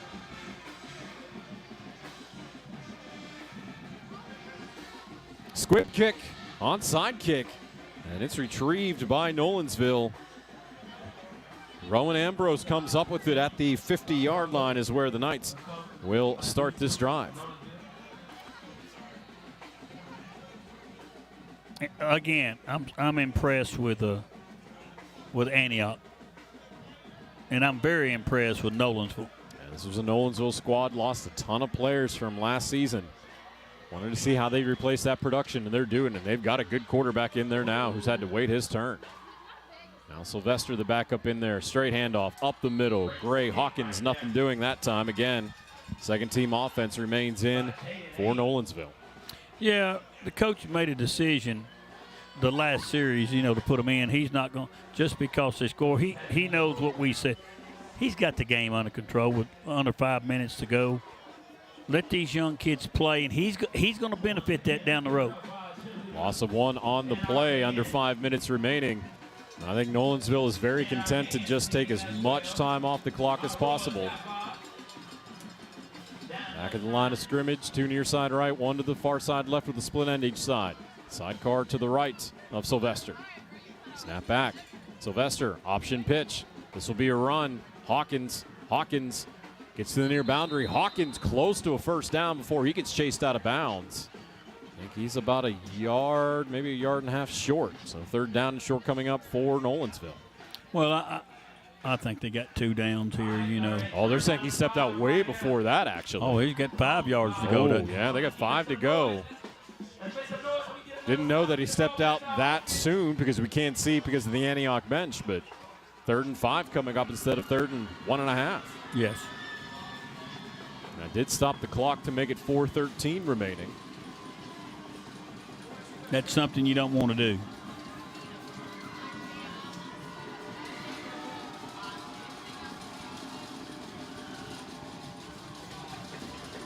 Antioch changing their formation defensively, moving some linemen around, and I think we got a timeout called by Nolensville. And we do. I think the quarterback and the coach had a misunderstanding on the signal of the play. There was some confusion. Your Mid-State Checkdown High School football game of the week, Nolensville 43, Antioch 24. As you're listening to WNSR Nashville Sports Radio. Trusted for creative design and committed to both the function and aesthetics of your smile, Jody Jones Dentistry for 26 years has provided a wide range of general and cosmetic dentistry services along Nashville's Music Row and coming soon to Hermitage and Murfreesboro. The Nashville leader for cosmetic dentistry provides a unique luxury environment for patients who want his famous Hollywood smile. Just ask the country music stars, actors, athlete. Yeah, he was 8 years the dentist for the Predators to display his celebrity smile. To learn more, visit JodyJonesDDS.com or call 615-259-5100. You're listening to Nolensville versus Antioch on WNSR Nashville Sports Radio. So Nolensville after the timeout, 3rd and 5 coming up, ball at the near hash. Nolensville going left to right. Sylvester in the pistol look. 2 to the left, 1 short side right. Faking the handoff, Sylvester's going to roll out and throws it. It's caught, first down for Nolensville. Nice play and a good job tight roping that sideline. Catch was made for Nolensville by number 89, the sophomore, Trey Walker. And you wouldn't have thought that was 2 sophomores making that play. Really well done, Coach. Well, it started in the backfield. Sylvester made a great play avoiding a tackler. Took a couple of steps and just tossed it out there to him. And Walker was able to remain in bounds to make the play. Now the ball at the far hash, 1st and 10 at the 35. Got a man in motion. Sylvester doesn't hand off. Instead, he'll run to the far side, and he'll just take it out of bounds before the line of scrimmage. That will be a loss on the run of about 2 yards, but in this situation, no reason to take a needless pop. Just go ahead and take it out. Smart quarterback. That was pretty good. And as we've said many times tonight, Paul Derrick really has these guys performing well even in just the second week of the season, and that was after, as they would admit, a subpar performance, especially early on against Rockville last week. Right. Very well coached. Coach Derrick's done a good job with him and his staff. So Sylvester has Hawkins to his left hip. Ball at the far hash. 2 near side, 1 to the far side. Hawkins up the middle. Hawkins takes it up past the 30 to the 29-yard line. But a good gain on second down makes it 3rd and manageable with under 4 minutes remaining in this 4th quarter. Coach, a pretty nice crowd here at Antioch High School this evening. Yes, outstanding crowd right over here. Nolensville brought a good crowd, brought their band. Both bands played tonight, and they're awesome. Kudos to Antioch for a great night of football out here. No question about that. 3rd and 5, and a flag is thrown. And I think we might have had a jump on the count by Antioch. Let's get the call from David Patton, the man in the white hat tonight. And they're marching forward, so yes, that will be offside on Antioch. But actually, Coach, has been a pretty clean game. Yeah. Very impressive on both sides of the ball. Necessary penalties, and some of those penalties caused from fatigue. Sure. And the heat, probably. 1st and 10. Sylvester near side. That little shuttle screen set up. Going to bring it out to the numbers with the catch that time. Trey Walker, who made that catch earlier on the far boundary. Shuttle screen set up and got them up to the 13-yard line. 1st down, Nolensville. Jonathan, I'm impressed with both teams' wide receivers blocking when they throw that little flare pass. They do an outstanding job playing body on body and giving their back a chance to run. And it's a different game, especially from when you were coaching. In terms of the power rushing game, your receivers are having to hold those blocks out there on the edge. It's just a different blocking scheme now because of the spread look. Oh, yeah. We told our linemen, if you block for 2.5, we got a back that's going to get by there. Yeah, that's not the case anymore. Handoff, Hawkins up the middle, 10, 5. Close to a 1st down. 2nd and short coming up. I'll tell you what impresses me about the spread offense right now. A lot of teams are running the option. And I've said this even when I coach. That's one of my favorites. That's a tough play to defend, especially when you get down inside the red zone. Right. Because people have to stay at home. You got to teach that, stay at home. Substitution was made that time for Antioch defensively. 2:20 and counting. 2nd and 5 coming up. Actually, 2nd and 3. The ball at the 5-yard line.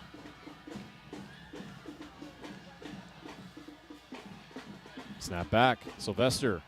Pitch. Hawkins up the middle. Touchdown. Good cut right there by the back. He spread them out. Everybody went running out wide, and he just planted it and cut back in. Gray Hawkins with the touchdown for Nolensville as they add another one at the 154 mark. 49-24 is your score. And again, a Nolensville offense. People were questioning where would the points come from, where would the production come from, and really their top running back tonight, we haven't heard anything in terms of an injury, but Zion Tamaska, their best running back, hasn't even really played that much since the 2nd quarter.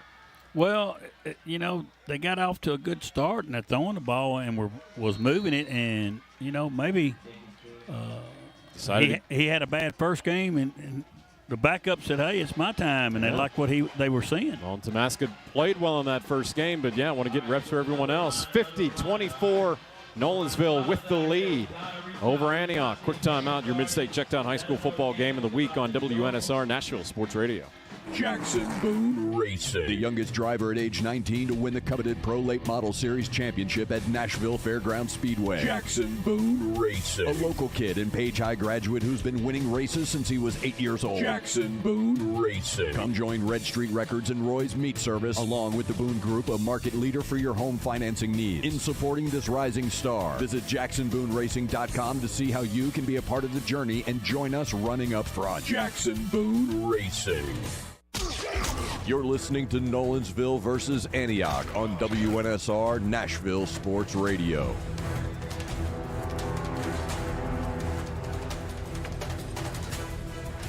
Seventh place, 50 yards, 251 taken off the clock that time with 153 remaining. 50 on the board for Nolensville. 50-24 is your current score. Antioch will try to add a few more here before regulation time ends. Again, it'll be BGA at Nashville Christian. With pregame starting at 6:45. Not sure if our colleague and Joe Fisher will be joining us next week or not. And if he doesn't, it'll be you and me again, Coach. Well, I wouldn't mind. I want Joe to get back, but I'd like to see the quarterback at Nashville Christian, the Curtis kid. He's supposed to be, one of the best around. And ball was touched and now retrieved by Antioch, and they move it up past the 25-yard line. And you mentioned Nashville Christian playing a really good team tonight, because actually Nashville Christian's been shut out so far from a team against out of Georgia. Yeah, but again, kudos to the coaches getting out here playing these better teams, and that's the only way you're going to get better. Yeah, that's a good point, because you look at Antioch and Nolensville's just down the road, but if you're Antioch with this state of their program, to be honest about it, would you schedule somebody like Nolensville? Maybe not. Coach Arnold's not afraid to do it. No, he knows his team's going to get better. You look at Coach Arnold's schedule, and he don't have any softies. He'll be ready when the region starts. And that's what you want to be when region play gets underway. Have your team ready to go. Handoff. And again, that's Kobe Coffey. Goes to the right side. As the ball may likely stay on the ground, 90 seconds remaining. Getting close to wrapping this one up. High snap, pulled down. Adams looking downfield. Adams, he's going to run it. Adams will get a first down, did slide down. So first down for Antioch. I like the way he got down there. Smart quarterback. Again, he's made some youthful mistakes, which we'd expect, but at the same time, I think he has shown a lot of poise for being just a freshman in just his second game at the helm for Antioch. Yes, I think Coach Arnold knows they're in good hands at the quarterback spot. Adams steps up in the pocket, then eludes the pressure, goes far side, still looking downfield, unloads it. That ball is thrown and intercepted. Intercepted. The defender steps in the way of the pass. He's bringing it down the far sideline and will be knocked down at the 29-yard line. And I think Nolensville is a very good chance they're just going to come out and kneel on it with just seconds remaining in this contest. So Adams that time tried to make a play and unfortunately got picked again.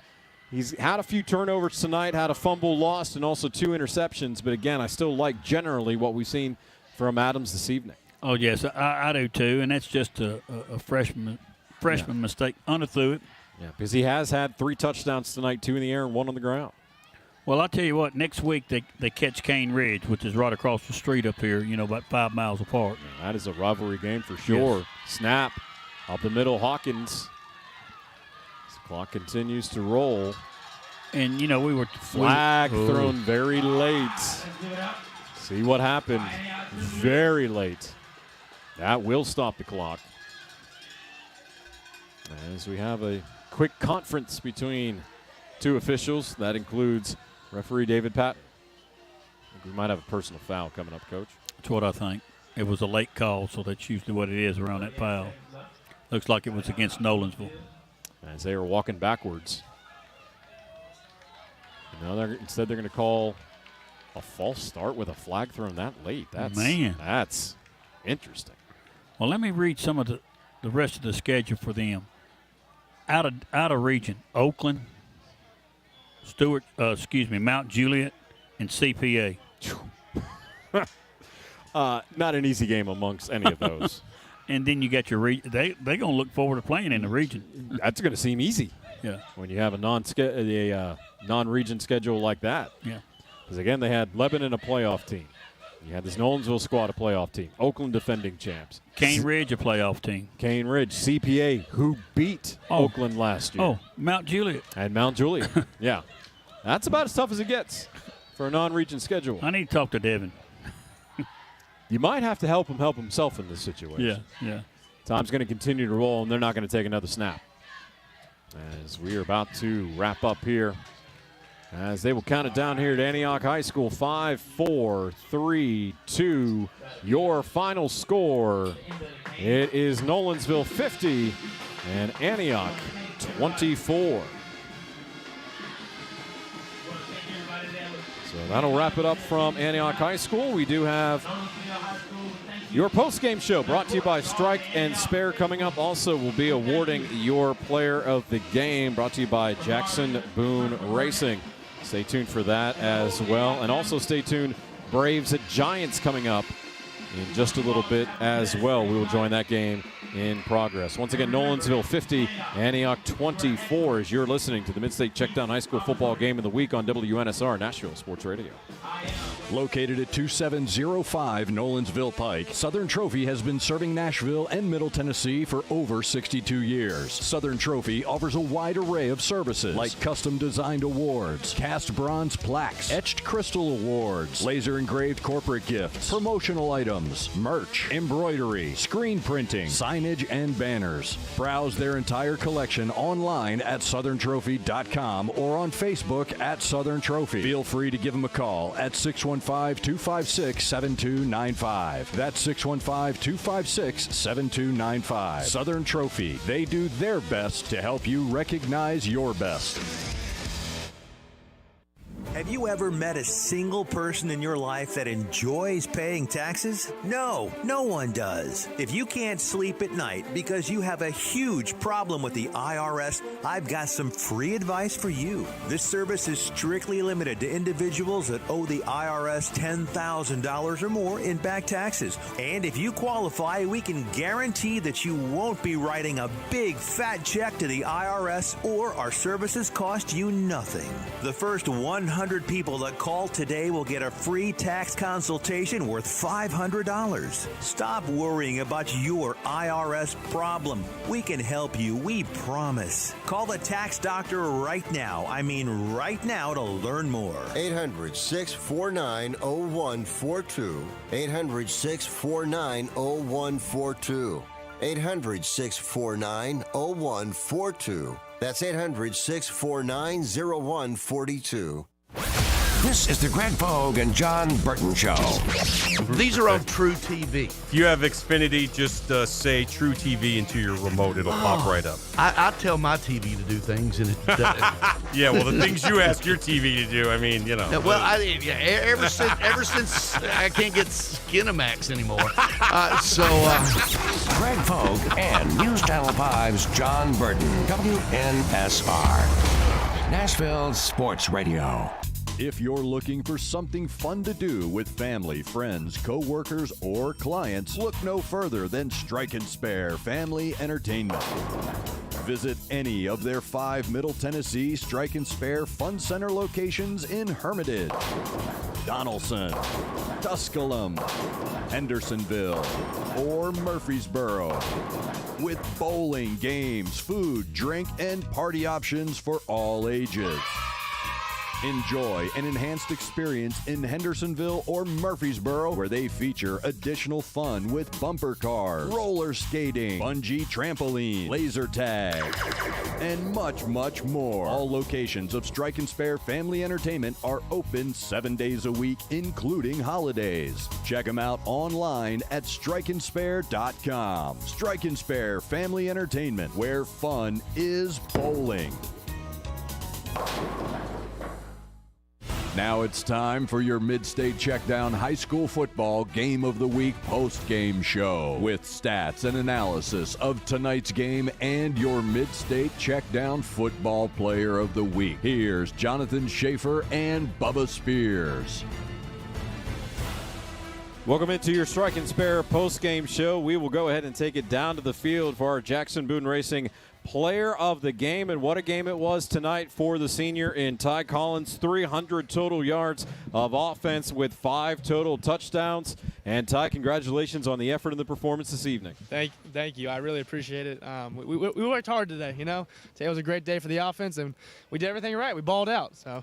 There's no doubt, and especially your receivers. You want to talk about yards after catching that first half. They were definitely getting the job done. Yes, sir, absolutely. Zon Tamaska, he was breaking tackles left and right. I mean, he was unstoppable tonight. I mean, Landon Smotherman, Oliver Bender, Jackson Rigdon. I mean, these guys are amazing. These guys are some of the best receivers in Wilco. Speaking of Oliver Bender, let's go through that last play. That was the last play of the first half. Got it into the end zone, threw it up to your big guy, and he got it between 2 defenders. Yeah, I mean, that was an unbelievable catch. I thought he was going to go inside, but, I mean, that was an unbelievable catch by him, and to make that adjustment, just a phenomenal receiver and a phenomenal catch. And one more before I turn it over to Coach Bubba Spears. How about your backup quarterback tonight being able to go in there starting midway through the third quarter? Nice performance from the second team offense, too. Absolutely. I mean, I'm so proud of him. I mean, Aaron's been working his butt off this summer, this season, but he's an absolute phenomenal quarterback, and I mean, he's looking great right now. So. Yes, it is Coach Bubba Spears. I just love the way you run that option down there, and then you had to show everybody, hey, I got a little bit of speed too, and you ran that to the pylon, didn't you? Right, yes, sir. This offense was clicking tonight. Everything was working. Just real quickly, the performance last week got down against Rockville, able to come back and win. Tonight, a much more comprehensive win against an Antioch team that was scrappy throughout the entire evening. Yeah, absolutely. I mean, I think this game. I mean, we're cleaning up on our mistakes. I think Rockville, it was our first game. You know, obviously we're gonna have a few more mistakes than today. But I mean, today we played a lot better, like fundamental football for sure. 300 total yards, 5 total touchdowns, and real quickly, 90-plus degree heat. You seem to hold up well down there. Yes, sir. It was hot, but you know, we're football players. We got to play through that. That's what we want to hear. Exactly. Yes, sir. Your Jackson Boone Racing Player of the Game, Ty Collins. Congratulations. Go celebrate with your teammates. Thank you. I will. You guys have a good one. All right. Thank you very much. Great night from that young man here tonight, Coach. 300 total yards, 5 touchdowns. You mentioned he ran that option well, was able to run the football well, able to throw the football well. Really no blemishes on that game whatsoever. They're probably going to take him out because he got a lot of names in there real quick in that interview. I thought maybe he was in NASCAR. He was thanking so many people. He did a good job of getting his receivers in and talking good about them. So that's what a quarterback does. That's what a leader does. Also like how he's talking about his backup quarterback and how Sylvester been working hard during the summer and getting some opportunities here tonight, and is able to make the most out of that, as I think we're just moments away from having Paul Derrick join us here at the end of this contest. A 50-24 win at Nolensville over Antioch, as we will go ahead and send it down to the field, be joined by Coach Derrick here momentarily. And, Coach, congratulations on the victory against the scrappy Antioch side this evening. I appreciate it, man. It wasn't pretty at times, but you know, hats off to Antioch. They played really well, really hard, and we definitely got some work to do, but I'm never going to complain about winning a football game. Well, Coach, you mentioned that. Yeah, you put 50 on the board, but Antioch was able to get 3 two-point conversions, 3 touchdowns, and you'll be able to go into the weekend of next week with some film and with some things that you'll be able to work on. Yeah, we've been talking about consistency leading up to the Rockville game and then after the Rockville game and this week of preparation for Antioch. So obviously still got some work to do there. So we'll continue to preach about trying to develop some consistency with our execution. I thought our kids prepared really well this week given the circumstances of having to wake up early and then keep them after school and practice in the gym. So, you know, I think they handled the preparation as best as they could this week, but we definitely got to find some consistency in our preparation and our execution going forward. Zion Tamaska tonight early on, just a tremendous performance. Was he taken out of the game? Was there an injury? Is everything okay with him? No, he's fine. We're just trying to manage his workload a little Sure. bit.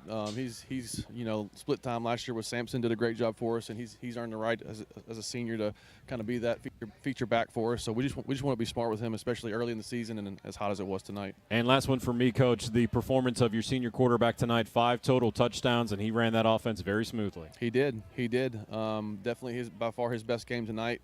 I know that he's waited a long time for the opportunity to start at Nolensville High School, and I think he's only going to get better for as the season goes on. So I think Ty Collins is definitely someone to keep an eye on the rest of the way. Coach Derrick, Bubba Spears here. You know, looking at the score from your first game against Rockville, some people might have thought that you struggled. But coming into your second game, they say that's when you really, really make an improvement. Looked like your team was well. You never punted tonight, and you threw the ball well, and you ran the ball well. And, yeah, Antioch scored some points, but I don't think it was ever in doubt who was going to win the football game. And you got some young kids in to play tonight that'll be beneficial down the road. Yeah, and, you know, we're a young football team. We've got 2 guys back started on offense and then 4 back on defense. So we got a lot of guys playing their first varsity football. So we probably have had some growing pains these first couple games, and I think we'll probably have a little bit more growing pains as we progress through the season. But I think we're going to be a football team that as we go along here, I think we have a chance to get better every week and hopefully be playing our best football when it matters most. Good performance here tonight, Coach. Now 2-0 on the season over Rockville and over Antioch, putting 50 points on the board here this evening at Antioch High School in the 6th season with the Nolensville Knights. Coach Paul Derrick, congratulations. Thank you for your time, Coach. Thank you, guys. Go Knights. Good job, Coach. And a very good job by his team. So, yes, able to have Ty Collins on tonight and also Paul Derrick, as we will take another quick timeout. And then we will wrap things up here from Antioch High School. Again, your final score, Nolensville 50, Antioch 24. This is the MidState Checkdown High School Football Game of the Week on WNSR, Nashville Sports Radio. Trusted for creative design and committed to both the function and aesthetics of your smile, Jody Jones Dentistry for 26 years has provided a wide range of general and cosmetic dentistry services along Nashville's Music Row and coming soon to Hermitage and Murfreesboro. The Nashville leader for cosmetic dentistry provides a unique luxury environment for patients who want his famous Hollywood smile. Just ask the country music stars, actors, athlete. Yeah, he was 8 years the dentist for the Predators to display his celebrity smile. To learn more, visit JodyJonesDDS.com or call 615-259-5100.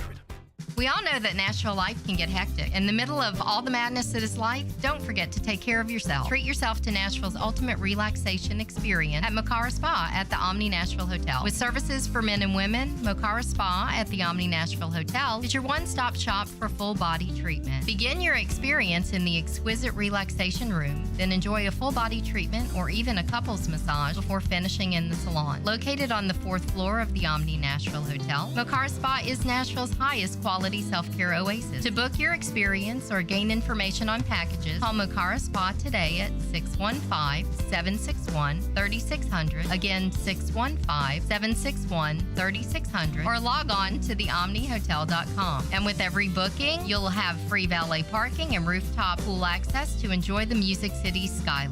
And through Labor Day, enjoy the 4th floor spa terrace for only $20. Mocara Spa at the Omni Nashville Hotel, 5th Avenue, downtown. Jackson Boone Racing, the youngest driver at age 19 to win the coveted Pro Late Model Series championship at Nashville Fairgrounds Speedway. Jackson Boone Racing, a local kid and Page High graduate who's been winning races since he was 8 years old. Jackson Boone Racing. Come join Red Street Records and Roy's Meat Service, along with the Boone Group, a market leader for your home financing needs. In supporting this rising star, visit JacksonBooneRacing.com to see how you can be a part of the journey and join us running up front. Jackson Boone Racing. Post-COVID travel is on a surge. Many of you are traveling for fun because you've been locked up for 2 years. Listen, whether you're traveling for fun to Italy, Greece, Spain, France, or somewhere else fun in the world, or USA, now is a great time to book before the crowds hit and save. Plus, with a strong U.S. dollar, you'll get more travel bang for your buck. Right now is a smart time to make your reservations and call low-cost airlines. With one phone call, you can let us do all the work for free. We'll shop hundreds of airlines, hotels, resorts, and give you a way to save huge money on your vacation plans. And if you call right now, we'll give you a free hotel room with a qualified travel purchase. So call right now. 800-704-1662. 800-704-1662. 800-704-1662. That's 800-704-1662. You're listening to Nolensville versus Antioch on WNSR Nashville Sports Radio.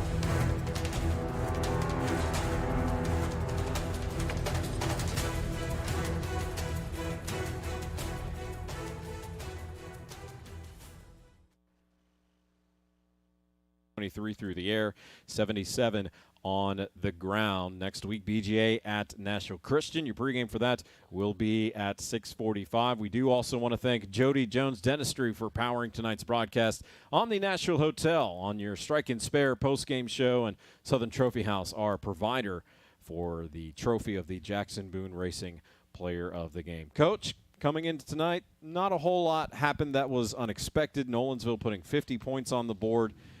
They looked very good, but they've got some consistency things that they can work on and some teachable moments for Coach Derek. Antioch coming in tonight, and yeah, Nolensville was in control of the game, but Antioch never quit, and they've got a good young freshman quarterback at the helm. I like the fire that Antioch brought to the game tonight. Also like the way that Nolensville handled itself. You know, they're young. Yeah.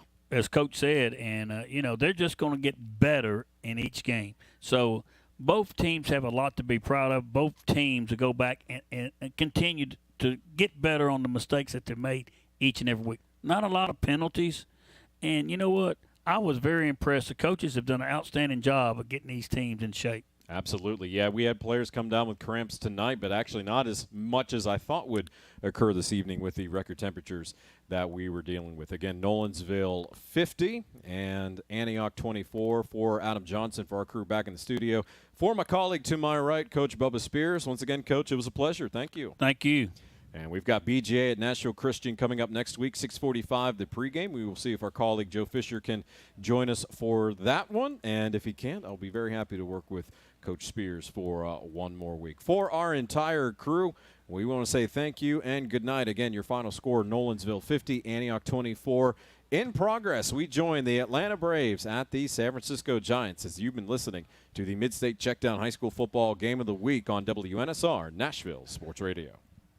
Located at 2705 Nolensville Pike, Southern Trophy has been serving Nashville and Middle Tennessee for over 62 years. Southern Trophy offers a wide array of services like custom-designed awards, cast bronze plaques, etched crystal awards, laser-engraved corporate gifts, promotional items, merch, embroidery, screen printing, signage, and banners. Browse their entire collection online at southerntrophy.com or on Facebook at Southern Trophy. Feel free to give them a call at 615-256-7295. That's 615-256-7295. Southern Trophy. They do their best to help you recognize your best.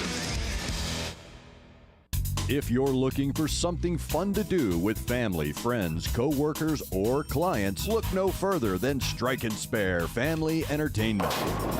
Visit any of their 5 Middle Tennessee Strike and Spare Fun Center locations in Hermitage, Donaldson, Tusculum, Hendersonville, or Murfreesboro. With bowling, games, food, drink, and party options for all ages. Enjoy an enhanced experience in Hendersonville or Murfreesboro, where they feature additional fun with bumper cars, roller skating, bungee trampoline, laser tag, and much, much more. All locations of Strike and Spare Family Entertainment are open 7 days a week, including holidays. Check them out online at strikeandspare.com. Strike and Spare Family Entertainment, where fun is bowling. TSU Tigers football is back. The TSU Tigers kick off their 2023 season with a historic trip to South Bend to take on the Fighting Irish of Notre Dame. You can hear every play called by Hall of Famer Greg Pogue right here on Nashville Sports Radio. Coverage of TSU versus Notre Dame in a historic college football matchup starts Saturday afternoon at 2:30 right here on Nashville's home for TSU Tigers football. WNSR, Nashville Sports Radio.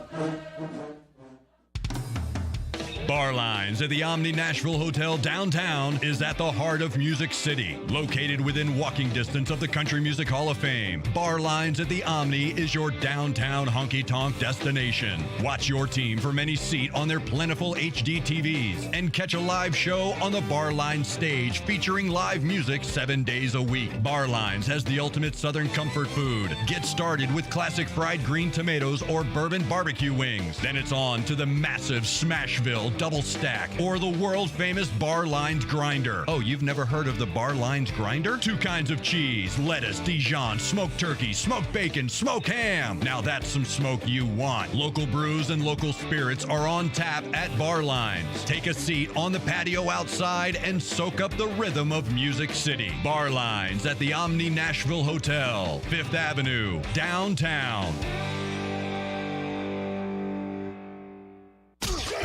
You're listening to Nolensville versus Antioch on WNSR Nashville Sports Radio. It is post-game time here at WNSR.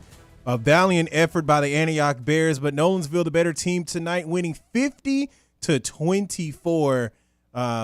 This is brought to you by Jody Jones Dentistry, and the Southern Trophy House Player of the Game went to Nolensville's quarterback Ty Collins, 300 total yards of offense and 5 total touchdowns. The last time these two teams played each other, well, it was all Nolensville, 63-6. That was August 23rd, 2019. So let's fast forward 5 years.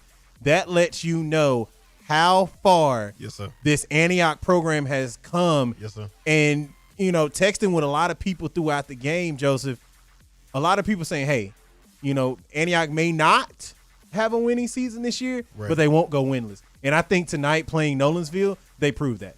No, and you heard Coach Sparks and John Schaefer say it. When you play these harder teams, it makes you better. And Antioch, you've heard the schedule. They read Antioch's schedule. Antioch is not shying away from playing the harder teams. And so it is going to make them better. Like you said, they may not have a quote unquote winning season, but they are going to get better. And I'm not counting them off for this year, but I'm excited to see what they do next year. Yeah, I'm really excited to see what the Bears can do next year as well. And we talk about that tough schedule. You go about 3 to 4 miles down the road to Cane Ridge. So that's their game for next week. We'll get to some high school football scores in just a second, but coming back to this game, outside of the valiant effort that Antioch gave, what were some things that Nolensville was able to do that stood out to you? Man, listen, like you said, quarterback was just able to run his game, was able to keep his cool, and what was it, 4 passing touchdowns, and a running touchdown in there too. So, they didn't mollywop Antioch by any means. Antioch still had a fight in them.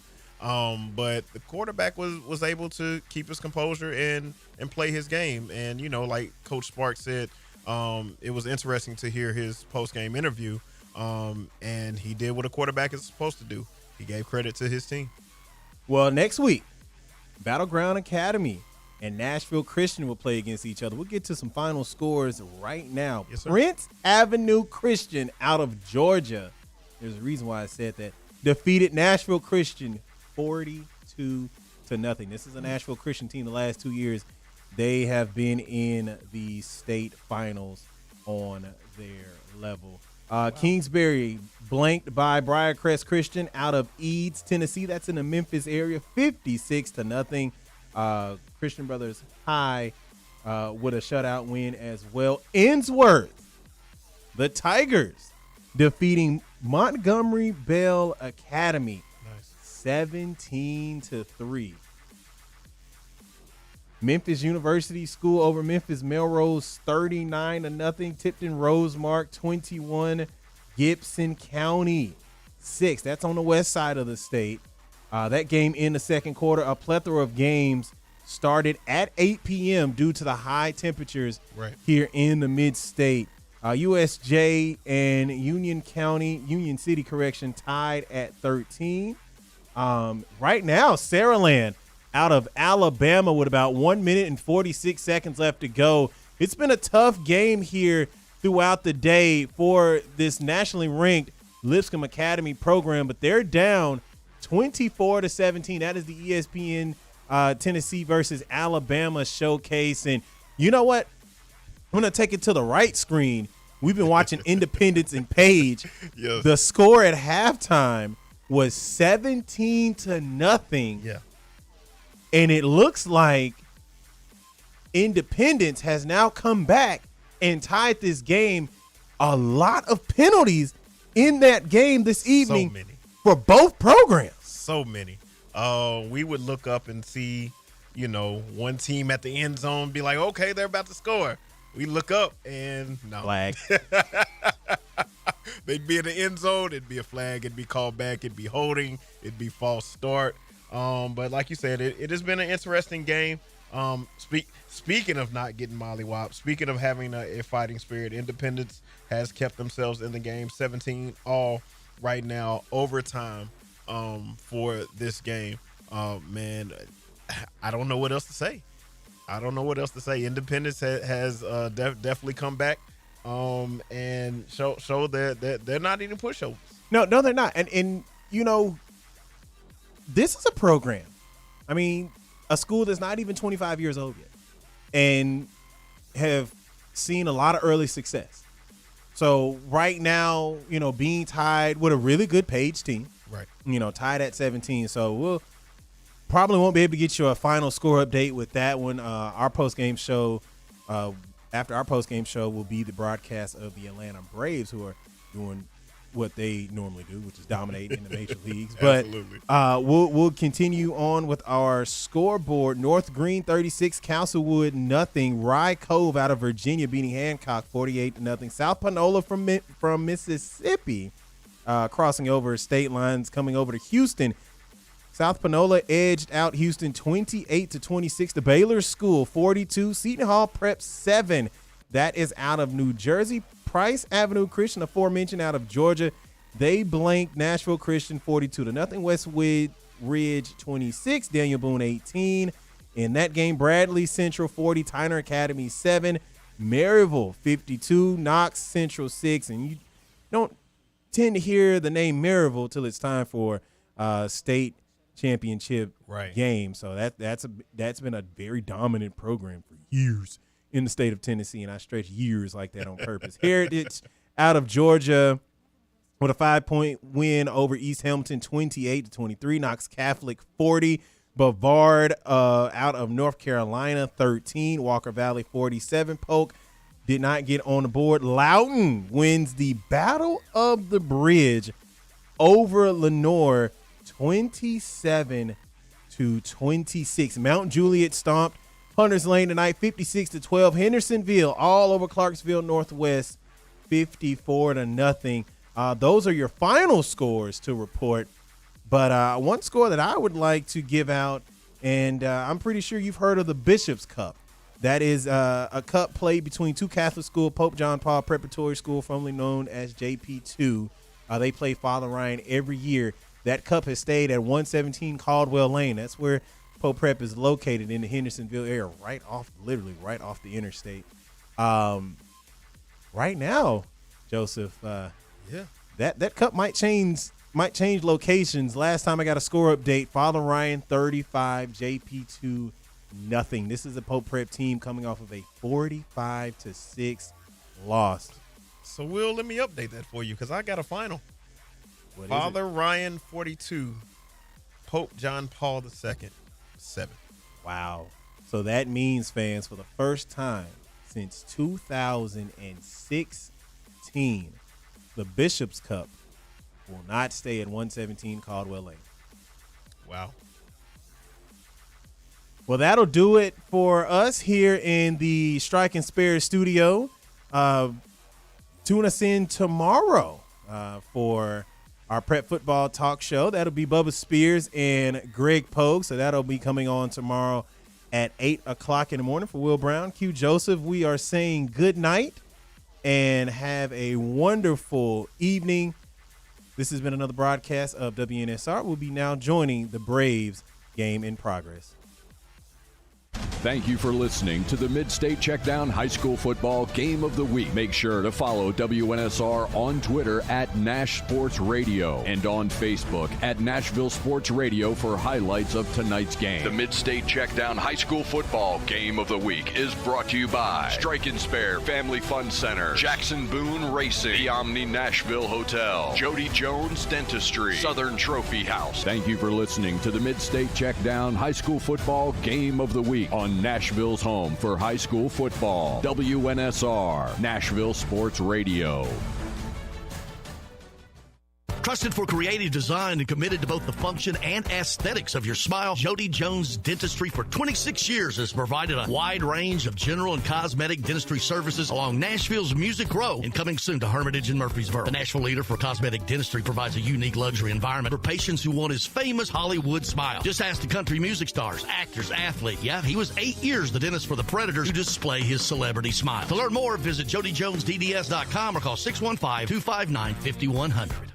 I've got a unique vacation idea for you that's right here in the United States. If you're ready for a vacation that's fun and downright affordable, listen up. It's driving distance for many of you, so no planes, no airline delays, no hassles. It's Branson, Missouri, the entertainment capital of the Midwest. Live music for everyone. Branson has 3 beautiful, enormous lakes, water attractions, live shows, great food, and tons of entertainment. It's a perfect vacation for you and your family, or if you're retired and you want to have a great time. And you can stay stay in Branson for as low as $99 a night. Please understand, this is not a timeshare offer. It's a real vacation for as little as $99 a night. We've got a free vacation guide we want to send you right now. All you have to do is call for complete details. Get your free Branson, Missouri guide right now by calling this number. 800-413-3953. 800-413-3953. 800-413-3953. That's 800-413-3953. Jackson Boone Racing, the youngest driver at age 19 to win the coveted Pro Late Model Series championship at Nashville Fairgrounds Speedway. Jackson Boone Racing, a local kid and Page High graduate who's been winning races since he was 8 years old. Jackson Boone Racing. Come join Red Street Records and Roy's Meat Service, along with the Boone Group, a market leader for your home financing needs. In supporting this rising star, visit JacksonBooneRacing.com to see how you can be a part of the journey and join us running up front. Jackson Boone Racing. If you're looking for something fun to do with family, friends, co-workers, or clients, look no further than Strike and Spare Family Entertainment. Visit any of their 5 Middle Tennessee Strike and Spare Fun Center locations in Hermitage, Donaldson, Tusculum, Hendersonville, or Murfreesboro. With bowling, games, food, drink, and party options for all ages. Enjoy an enhanced experience in Hendersonville or Murfreesboro, where they feature additional fun with bumper cars, roller skating, bungee trampoline, laser tag, and much, much more. All locations of Strike and Spare Family Entertainment are open 7 days a week, including holidays. Check them out online at strikeandspare.com. Strike and Spare Family Entertainment, where fun is bowling. Webb, a breather. Webb walks away from him like, let's go. Come on, man. I'm a full-grown man, 26 years old, 6'1", 220. I just threw 14 pitches. Big deal. Come on now.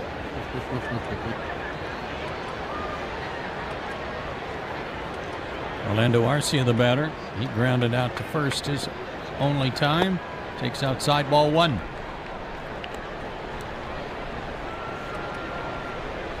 Nicky Lopez to follow. Braves up 3-0. Top of the 5th. Pitch. A little low, I guess. Webb wants to know.